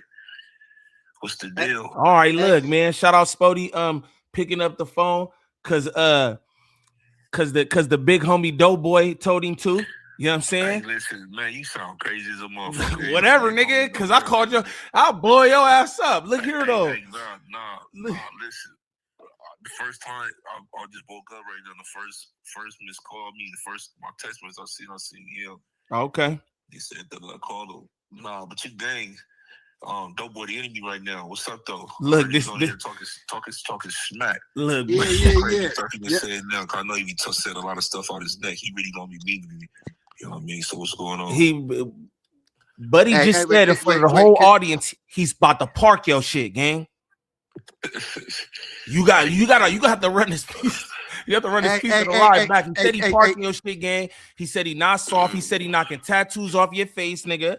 He said he don't believe you, nigga. He said, why you don't got a demo out? If you a knockout artist, why you don't got a demo out, gang? All right, now listen. I got something to rebuttal that. You know what I'm saying? And to contest that, I don't have to have no demo out. Tell them go find me one story on the internet. Tell them go find one nigga in this motherfucking world that said they ever beat up Sporty Face. Go find it. Go find it. To that you say what, DoBoy? You on this motherfucker? I'm gonna be the first nigga to find it, nigga. I don't need to go find nobody. I'm gonna be the nigga to park it. You hear him? Yeah, I hear him. Listen, hey, wait. Let me ask you this though, Sporty. You know what's crazy? Listen, his confidence, I give him that. His confidence, I give him an A+. On game. He actually believe. I believe that he actually believed that. I don't think he's lying. I believe it. I believe he does too. Let me ask you this. Let me ask you this question, Sporty. Hey, hold on. He want to ask you something real quick. When we get in that ring and it's just me and you, it ain't nobody else that you can bring in there with you. Do you really feel like you can do anything with me, bro? I'm finna park your shit. He talking crazy, Sporty. He's talking wild. So let me answer this. Yo, call this nigga Jigaboo again or something, gang, because he's talking crazy. Listen. You know what, you right. I don't believe I could do anything with you. I believe I could do everything with you. I believe I'm gonna get in there and do anything that I want to with you. I don't see. Listen, man. I don't really see. I see a man in front of me. I just don't see a fighter. I know you playing possum. You've been training. You know, you've been doing your little 1-2. But I think I'm gonna be your hardest challenge ever. It's gonna be the hardest squabble you ever had in your life, and I think you got one. I think you think you got one because of the weight difference. But I'm telling you, it's not the weight, homie. It's definitely the man. I've been doing this my whole life, so I'm ready. I ain't worried about that. I'm not worried about that. Okay, well, this is what I gotta say to you, Sporty, and I say this respectfully. I'm not calling you a little nigga because that's disrespectful, so I ain't gonna call you a little nigga. But bro, if it was just me and you in a dark alley, I wouldn't be worried about nothing. I'd be comfortable. He said that earlier too, bro. He like I'd be comfortable, nigga. He like nigga just squabble. Listen. If I was with my homies, and it was 5 niggas, I'd pick you as one of the ones I'd take out. Damn, bro. I'd be like, give me him. Hey, listen. And if you was in my pack, first of all, you wouldn't be in my pack. But first of all, if you was in my pack, you couldn't go at all. You couldn't even get in our car. You the type of nigga we wouldn't even let you in a car. That's keeping a man. You couldn't even get in our car.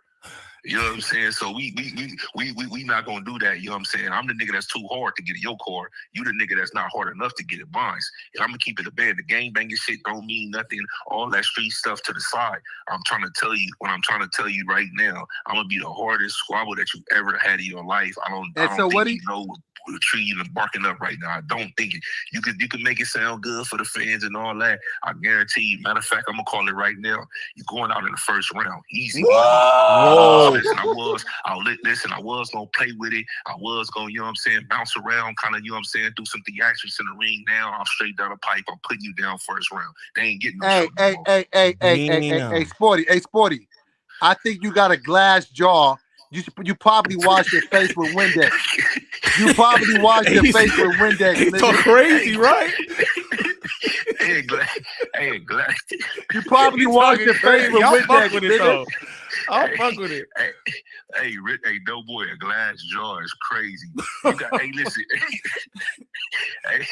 Hey, I'm not gonna lie. You got your comedian. You got your comedian up today. Nah, he doing shit. Hey, so let me ask you this though, Sporty. Hey, listen. I wasn't prepared for your comedian to be up this day because to me, personally, you're not that funny. You know what I'm saying? So, you know, so I'm glad. I'm glad you're displaying. Sporty.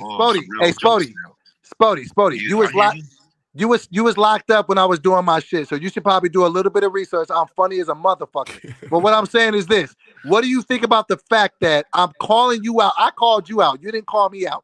You don't think I might know something you might not know? I don't think you built like that, champ. No. Listen, I've been saying that the whole time. That's what playing possum means. When I say I think you're playing possum, that's what that means. I know absolutely you think you know something, and I don't know. I 1000% sure I've been on record saying I said it in front of you. I said DoBoy is playing possum.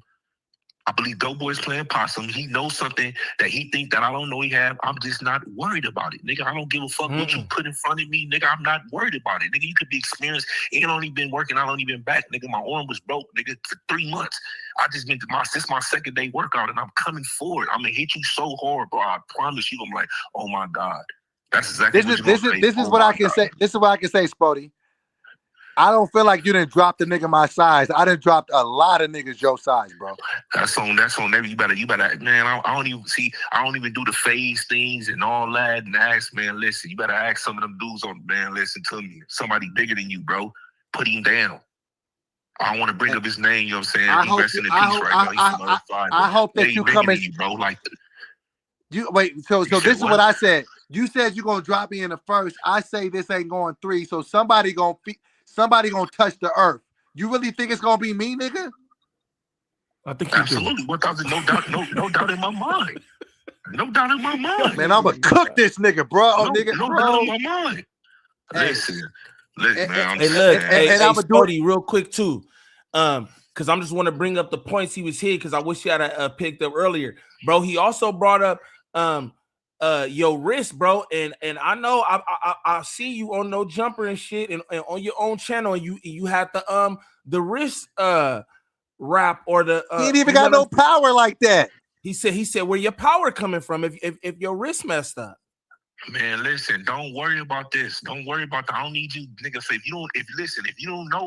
you know, you know. I ain't trying to give you you trying to do tape on me and all that. But I'm glad you pointed that out and you seen that. But I'm not making that as an excuse because I got more than enough time to get it back right. That ain't nothing. I'm not using no excuses, no nothing. Fuck the risk. Fuck the weight difference, nigga. I'm going in there. I'm going straight down the pipe, nigga. I've been doing this my whole life. I promise you, Sporty. I promise you ain't gonna be that, bro. Hey, Sporty. I'm gonna knock you out, nigga. How about that? I'm gonna knock you out, nigga. Knock you out, nigga. You Jay reality where you talking right now. He talking fire, nigga. How you gonna? I want that fire. Hey, listen. Let's make a friendly wager then. If you don't knock me out, nigga. If you don't knock me out, put 5 bands up, nigga. That you gonna knock me out. How about this? How about this? If you so, now we ain't gotta say 5.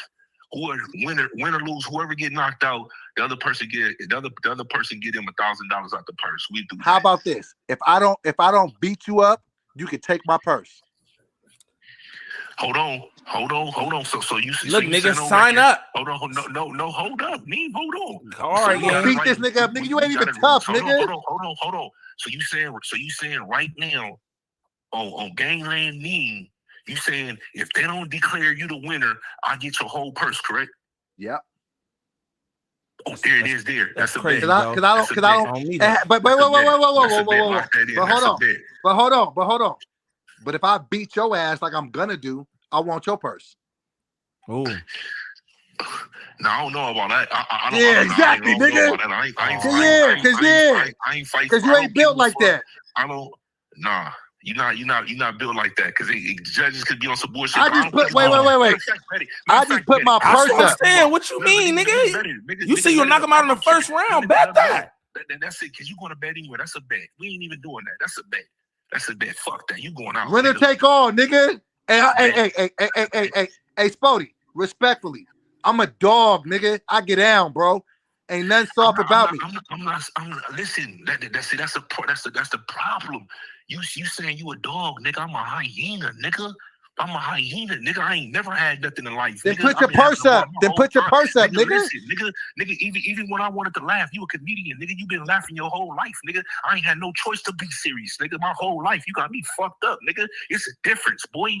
It's a difference. You laugh for a living, nigga. I gotta be serious, nigga. Cause nigga, where I'm from, nigga, you laugh at a nigga too much, nigga. He take that as a time to disrespect. What is you talking about, nigga? This ain't no game with me. Nigga, I don't care about nothing that you talking about. Nothing that you're talking about. Hey, Sporty, I'm gonna knock you out. You know I'm gonna knock you out. Man, you keep saying I'm gonna knock you out. Bro, listen. Talk about some first. You talking about some first round shit. He don't believe hey, hold on. I want you to break your Talk about some first round shit. I ain't no little nigga. Like your face, bro. I'm breaking your orbital socket. You know what an orbital socket is? Do you know what an orbital socket is? I do. What exactly is that? Can you explain that? It's all right. Yeah, the orbital socket is what holds the eyeball in place. That's what I thought. Okay, yeah. Shit. All right, so fuck it. Fuck purses be damned. I'm gonna beat you up in front of the world, a tuna, a turned up non-affiliate, and then you gonna have to eat that. That means more to me than whatever money I can take from you, because I know you getting money, you know I'm getting money. Fuck the money.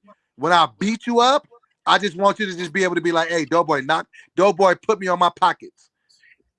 Nah, you sound crazy. I would never say that because that would never happen. I would never say that because that would never happen. So what I want you to do is I want you to keep that same the same way you back up pro-black shit, all that. When it's done and it's over with, I want you to be like, DoBoy did his shit. Because you're gonna touch the earth, nigga. DoBoy, because you're not gonna do your shit. You're not gonna do your shit, bro. Okay. I'm gonna just say this, and then we can put a pin in it because we ain't gotta do too much. Down go DoBoy. Down go. Why do you think? Down. No, in your heart of hearts, why would I call you out if I didn't know something you didn't know? Nigga, I'm gonna test your jaw, nigga. You ain't built like that. You sound dumb. And I see it in you. I smell it on you. It sound good, but it's almost comedic hearing it come from you because I know when you see me, you fear me. Like I literally put fear in your heart. If I fear you so much, why I called you out? It took for your daughter to have to put a battery in your back for you to come at a nigga like me. Whoa. And I'm coming at you. Take niggas like you serious, DoBoy. Come on, let's keep it in bed. I can't. You serious, gang. Hey, hear me. Your daughter had to put a battery in your back, bro. Yeah, she did. She did. And you know what? If you think I'm the type of nigga that's gonna let a nigga punch on me in front of my baby, you crazy. Dad, you need to fight him. I'm not feeling that. Go ahead, DoBoy. Say what you were saying. Wait. No, what I'm saying is, if you think that I would call you out in front of my daughter and let you punch on me in front of my daughter and lose, you tripping, nigga. I'm gonna knock you out, and nigga, she gonna wake you up. So are you telling me your daughter's gonna be there to witness you hit that canvas? She's gonna be in the building. Your daughter, bro. Don't be your daughter, bro. Yeah. And I'm gonna beat. Our kids ain't got nothing to do with this, bro. Nah, nigga, nah. Listen, I'm gonna knock you out in front of her. She's seen that, bro. I don't want to. You know what I'm saying? She really gonna be traumatized because you gonna lose her forever, DoBoy. If when I get up in your life, you gonna lose her forever, bro. You wanna lose her? I can't wait to see you in that fucking ring Cause I feel like your chin ain't as tough as you think it is, nigga. I'ma test that shit. You gonna touch the earth, nigga. Yeah, all right, nigga. Hey, listen, your daughter. Hey, listen. When lady DoBoy don't respect you no more, you know what I'm saying? And the first time you do something that she don't like, or the first time you get smart with, she like, nigga, shut up. That's why Sporty Face knocked you out. So don't. Shit. You might want to get past. You might want to get past that other Sacramento nigga that you got to fight next month before you talk to me. That's MMA style. You know, that's more my style. But it ain't nothing. Fighting is fighting. I love it. I love the contact. I'm a combat fighter. You know what I'm saying? That ain't nothing. See, I don't feel like you built like that. And I don't feel like you tough like that. I'm not paying attention to you, DoBoy. I took on a whole nother fight 2 weeks before our fight, bro. I took on a whole nother fight. 2 weeks before the fight is wow, Spody. I'm a fight, nigga. Hey, Spody. I'm supposed to be fighting another nigga July the 18th. I took on a whole nother fight, Sacramento. He's gonna be in San Francisco. I took on a whole nother fight. So let me ask you this, Neem. Worried about him. Easy money. We ain't even worried about that. We just so let me ask you, Neem. With all this shit that have been talked, who are you putting your money on, Neem? You putting your money on this nigga? I'm not putting no money on this, bro. But I already gave you my answer. I don't think you're a weenie or nothing. I do not think you're a weenie, gang. But I'm gonna just be real. You doing a real good job right here. What, like, how you talking? I'm not even gonna lie, because it do sound like you believe it. You know what I'm saying? And I think that's fire. Like, that's how you supposed to be. You ain't supposed to be like, this nigga gonna knock me out. I'm one of them niggas. I get down, bro, and I think Spody know that. So in the back of his mind, he like, I don't know that. You have no. I don't know that. You have no history. You never poked nothing, never popped nothing. No boy, stop Hey, I'm finna be the first. I'm finna be the first tuner. You got nobody vouching for you, know nothing, bro. Like, you have no stories. No, I'm not. But like I said, everybody got to punch his chance. But I do not believe that. I believe you're going down. So you said I'm going out in the first round. I'm going out in the first round, nigga. Listen. I think you're going to king pill it. I've been on record saying it. I'm gonna be on record saying it. I think you're gonna king pill. That's what you're gonna quit. I don't know nothing about that, man. Either I knock you out or you quit, for sure, 1,000%. He said either I knock you out or you quit, gang. Nigga, you ain't even built like that. You don't even punch like that, nigga. You got a gimpy wrist, nigga.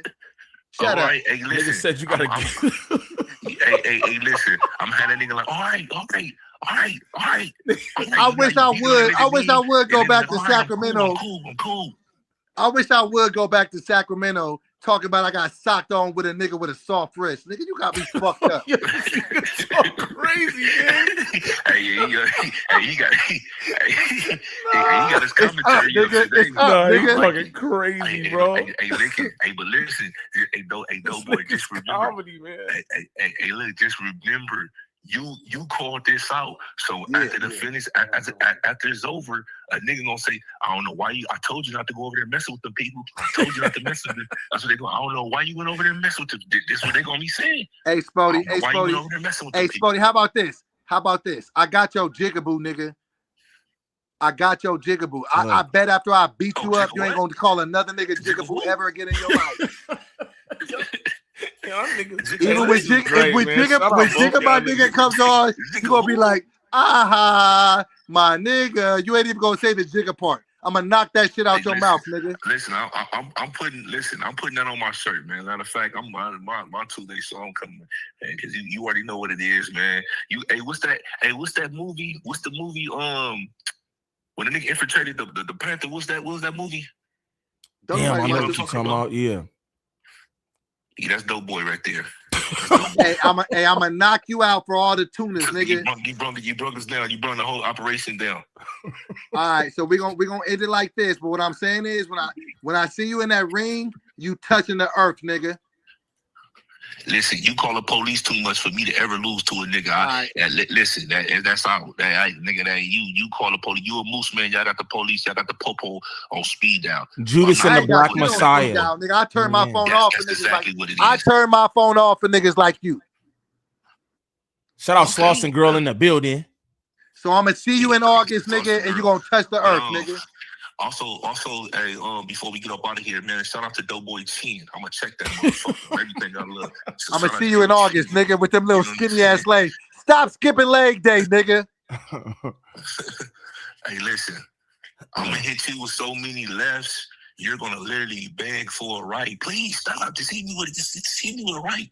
Is that your gippy wrist? You're gonna beg for a right, bro. Hold on. Which one is your gippy wrist? Your left or your right?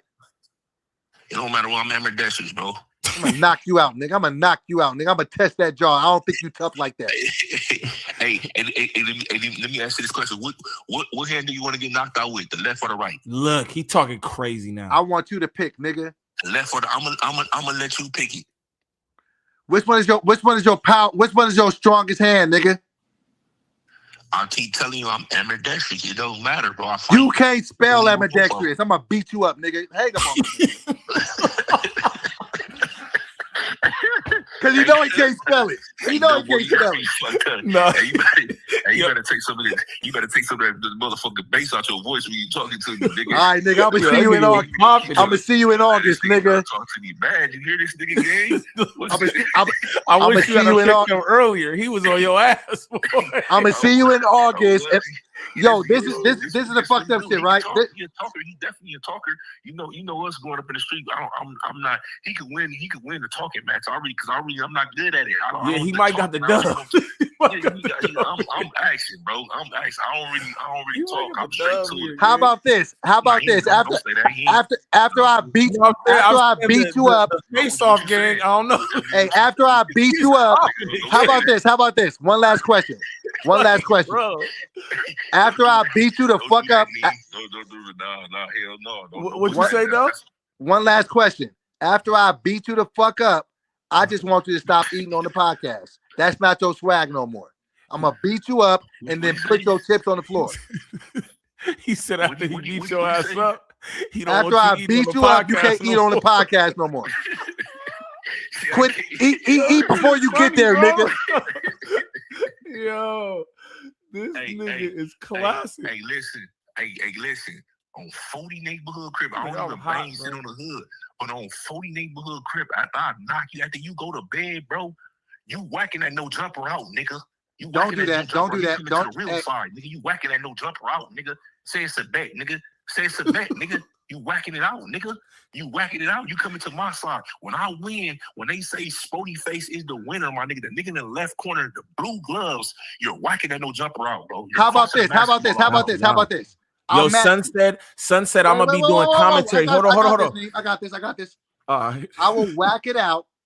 But if hold on, I'm gonna tell you after. No, listen to what he said because he talk about what you just said. Hold on, I'm gonna tell you after. Go ahead. Hold on. I will match you and raise you.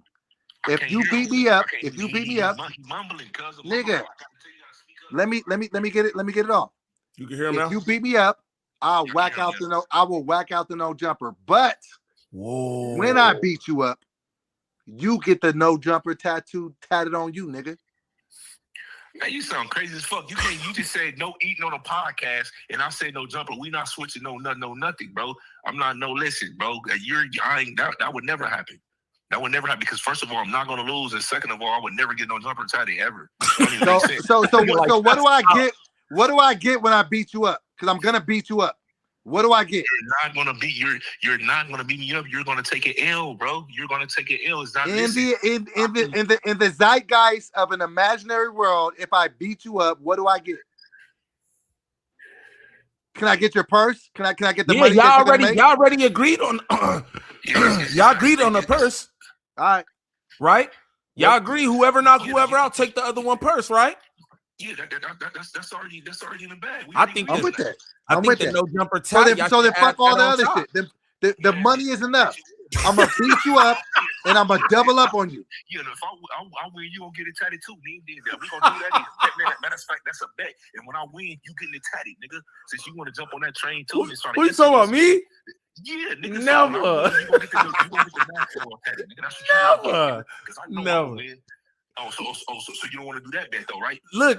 No, this is what I'm saying. Y'all already betting the purse. Whoever win, get the other one purse.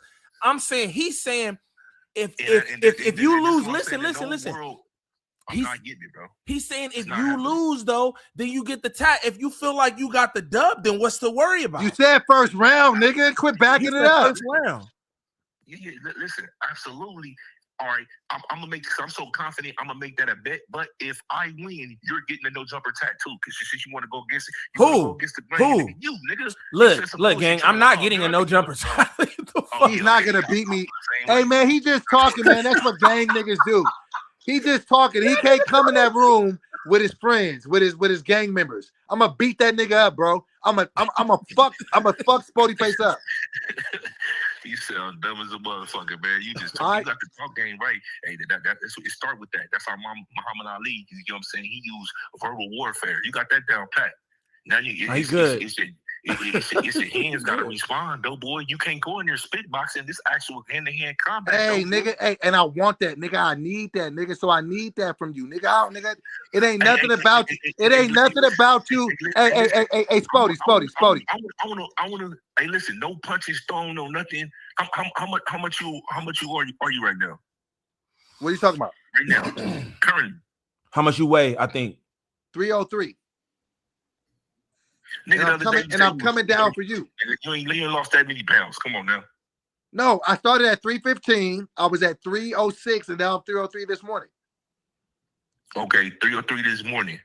Yeah. I want a wrestling match with you. I need to feel that weight. I need to feel that weight. Hey, I honestly though, Sporty. No.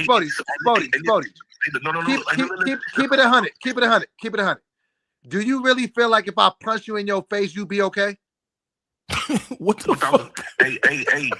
First of all, I don't think I'm gonna wreck your shit, bro. I think you're soft. Your arms are spaghetti. I don't think you have no power. Nigga, these shits hurt, bro. Bro, you're built like a bomb, bro. I'm not worried about that, bro. He putting his fist in the camera too. He's putting his fist in the camera while he said these hurt, bro. Hey, I'm gonna just say this: stay away from the left. Watch for the hook. What hook? Yo, you got alligator arms, bro. All right. Man, come on, man. Well, okay, so when I beat you, I get to take all of your money, right? You said that, right? We said that already, bro. And when I win, when they call my name, I need that purse over immediately. They're not gonna call your name, nigga out here popping like you finna knock me out in the first round, nigga. You soft, nigga. Hey. He called you soft, gang. Hey, you ain't even built like that. Hey, listen. Oh my God. Since you're a comedian, and when I win, I want you to come. I want you to on that Tuesday show or whatever show. I want you to come on a white face. Facts. I got you. You say I got you. But nigga, Halloween coming early, nigga. All right, nigga. Hey, Sporty, I'm gonna beat your ass, nigga. Mm-hmm. All right, I will see you soon, champ.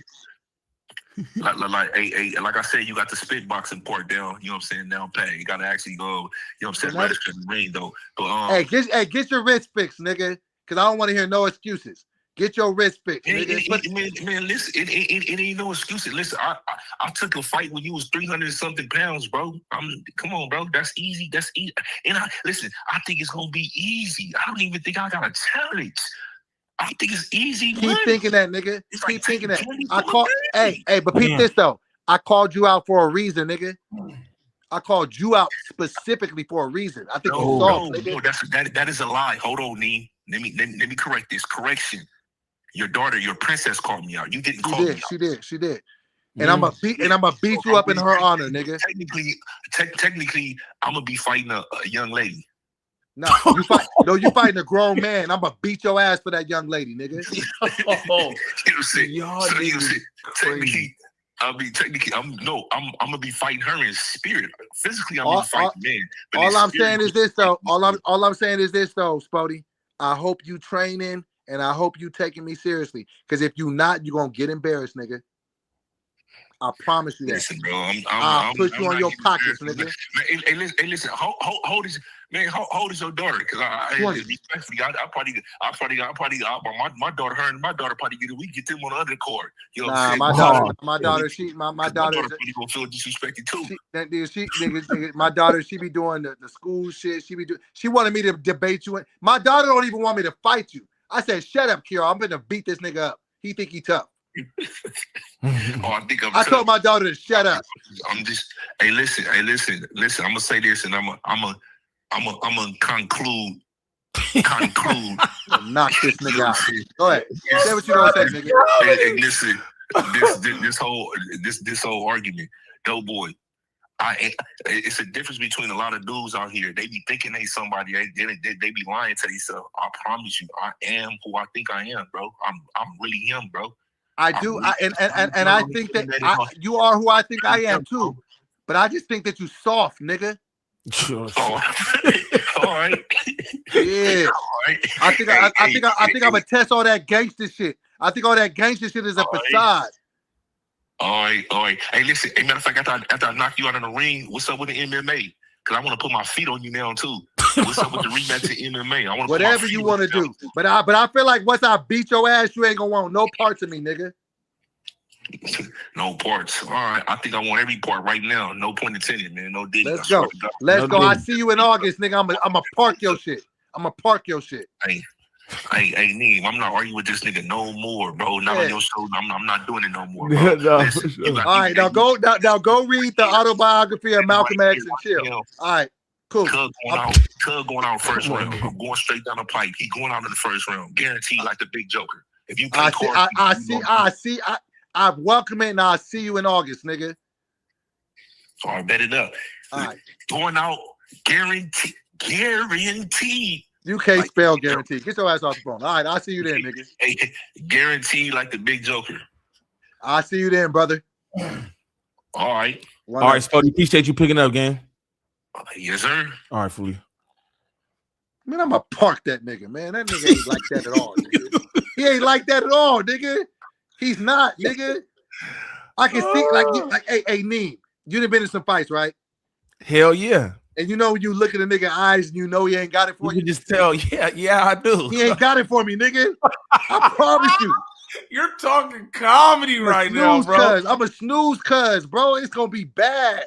It's not gonna go the way he wants it to go.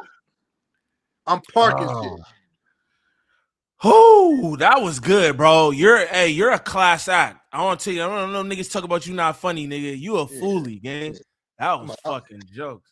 I'm gonna give him what he wants. I'm gonna give him, and this is a beautiful thing for us to do, to see the fucking civilians go against the gangsters. He ain't tough like that, bro. I'm gonna put the first time I hit him in his face, he gonna realize, he gonna feel like he just took a picture. He gonna start posing in the middle of the fucking ring. He gonna be like this, throwing up gang signs. Like, nah, nigga, I'm finna sock the shit out, bro. I promise you. And nigga, don't fuck your money off trying to be cool with this nigga. Bet on dope. I'm not betting nothing on this motherfucker. I might bet like if they got some props or something, like punches landed or some shit. I'm not betting on I'm not betting on this fight. I'm finna have that nigga planking. Like that, my nigga. I don't give a fuck about them face tattoos. I don't give a fuck about all your friends. I don't give this between two men. And when it comes down to two men, this man will come out victorious. And I'm coming out aggressive. Nigga said he gonna beat me in the first round. Are you dumb? Are you dumb? It ain't nobody in the world that feel like that nigga can drop me in the first round. Fuck out of here. Nigga, he said knock you out in the first round. Knock me out. Nigga, he ain't even got knockout power. His hand hurt. You better try to hit a bag better than hitting me, nigga. Word. Hey, so look, are you doing boxing training right now? What's up? Yes. Can I pull up on a session, bro, IRL, and just check you out with your training, see what you got going on? I would love for you to pull up so you can be like, oh, DoBoy's gonna beat this nigga up. I'm not just capping, bro, because at the end of the day, can't nobody throw a punch for me or take one.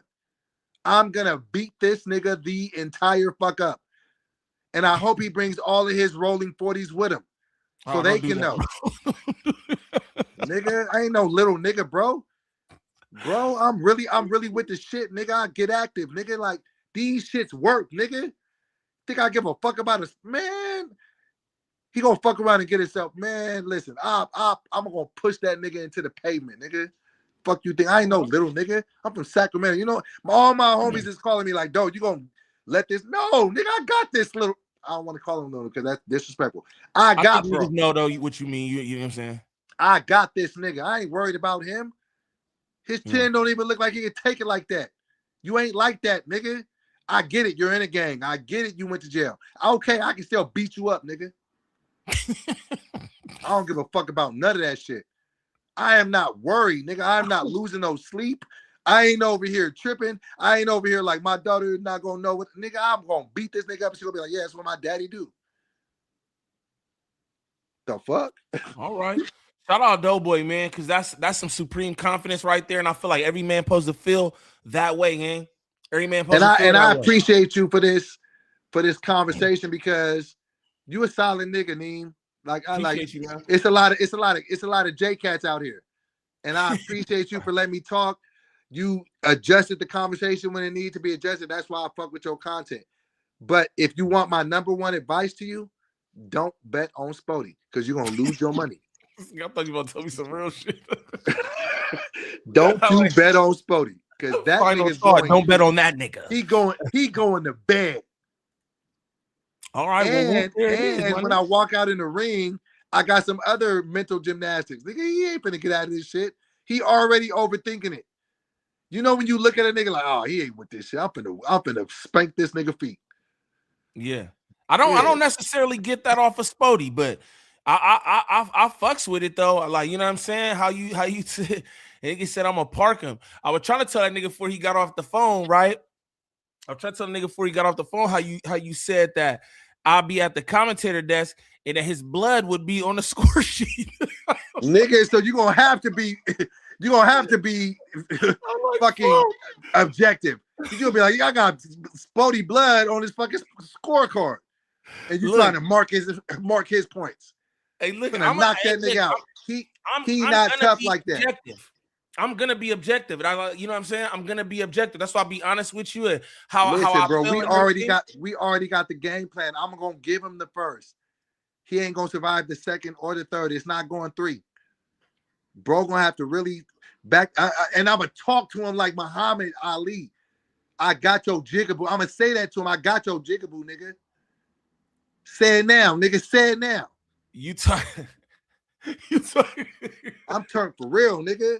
I do this shit, bro. I And I hope that this isn't our last back and forth because I really like your content and I like pop with you, nigga. We've been popping for like 3 hours. I was just about to say literally 3 hours, fool.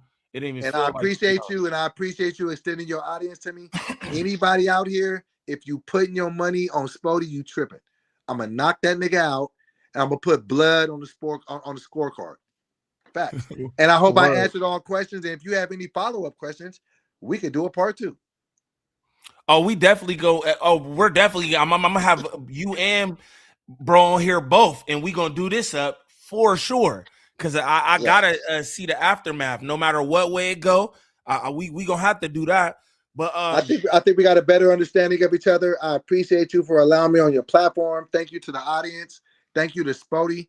Because even though me and him is talking, we still brothers at the end of the day. So I'm gonna knock him out, wake him up, and get drunk with him, and then he gonna go to sleep again.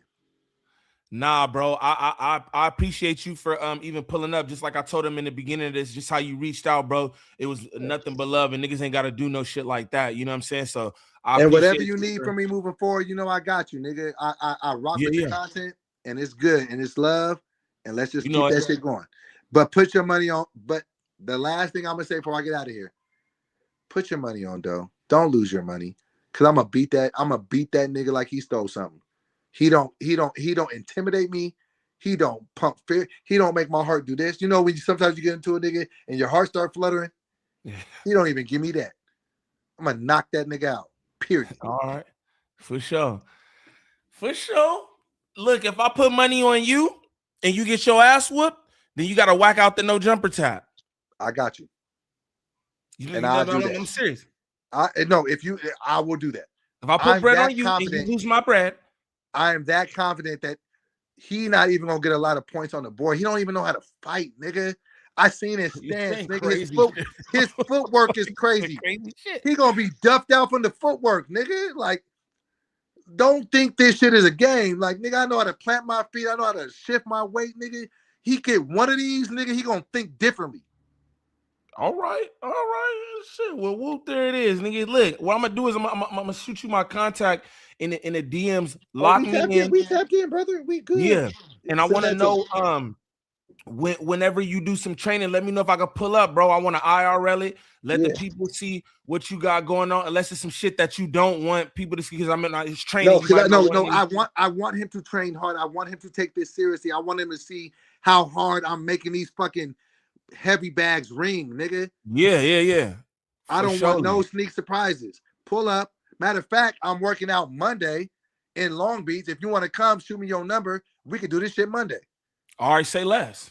Say less. Call. And I appreciate your platform, and I hope we got a lot of questions. Moving forward, the bullet points, it ain't no more issues with me and Moose. That shit is deaded. The shit with me and Wack is always going to be solid. I'm going to beat Sporty up. That's going to be that. And, nigga, we're going to keep doing good content. For surely, man. Shout out to you, bro, and everything you doing up there with No Jumper. And personally, you want to shout out anything that you got going? I know you got the Wildin' Out. Wildin' Out tour is starting on May 9th. Go to my page. I am DoBoy. IAMDOBOY. See, we about to go on tour. The fucking roast me is about to be back in effect. Matter of fact, I damn near want to bring you with me to fucking roast me. You fucking roast me? Yeah, the show. Hell yeah, that shit funny. I would love to just bring you there just to be in the building. So we doing that on May 12th. Sure. So I'm fucking with niggas. It's all a good vibe. Even with this shit that me and Sporty is doing, it's all in good fun. He's just gonna get knocked out and get woke up. For sure. All right, man. Appreciate you pulling up, bro. Shout out DoBoy for pulling up, man. This was awesome. Appreciate you, doggy. Easy call, brother. I'll talk to you very, very soon. I appreciate your content. I'm a fan of your work, and this ain't gonna be our last get down. Likewise, brother. Likewise. Easy call. That was entertaining, huh? I think I did a good job, y'all. I think I did a good job. You know, it's been a while. So I wanted to bring y'all some of that good stuff. I feel like I did that, you know.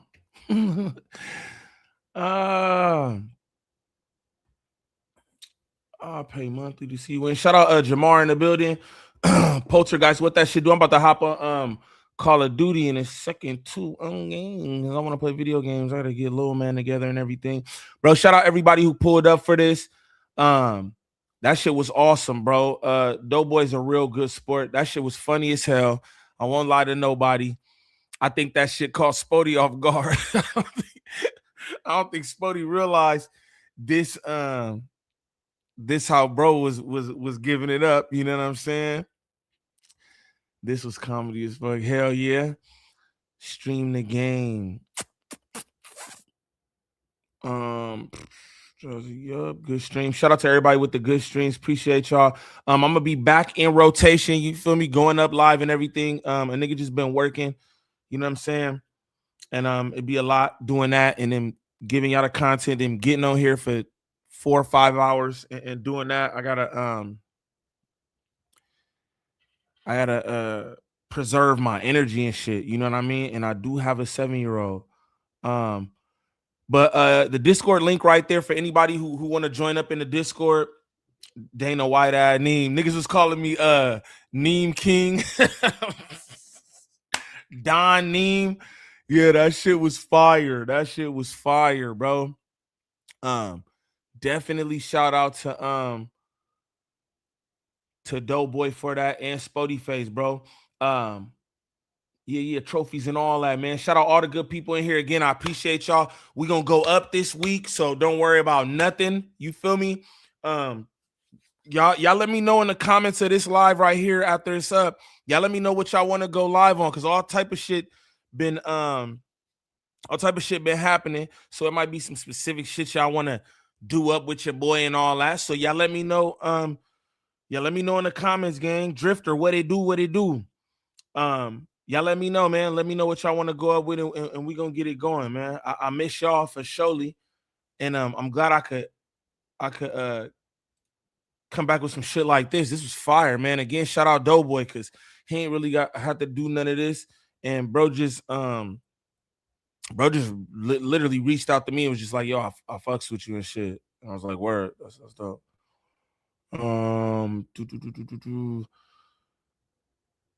Let me see. Ricky Roy next on Neem channel. Man, if he'll pull up, I want to start conducting. Shout out Chosen, appreciate that. I want to start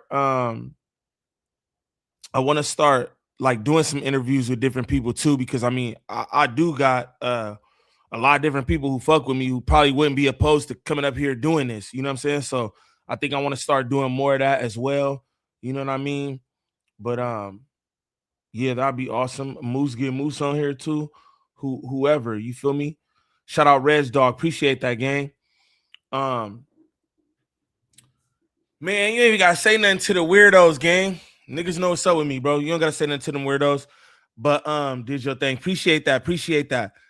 But I'm gonna get with y'all. I'm probably gonna drop another video here in probably like 10 minutes or something. So y'all stay tuned for that.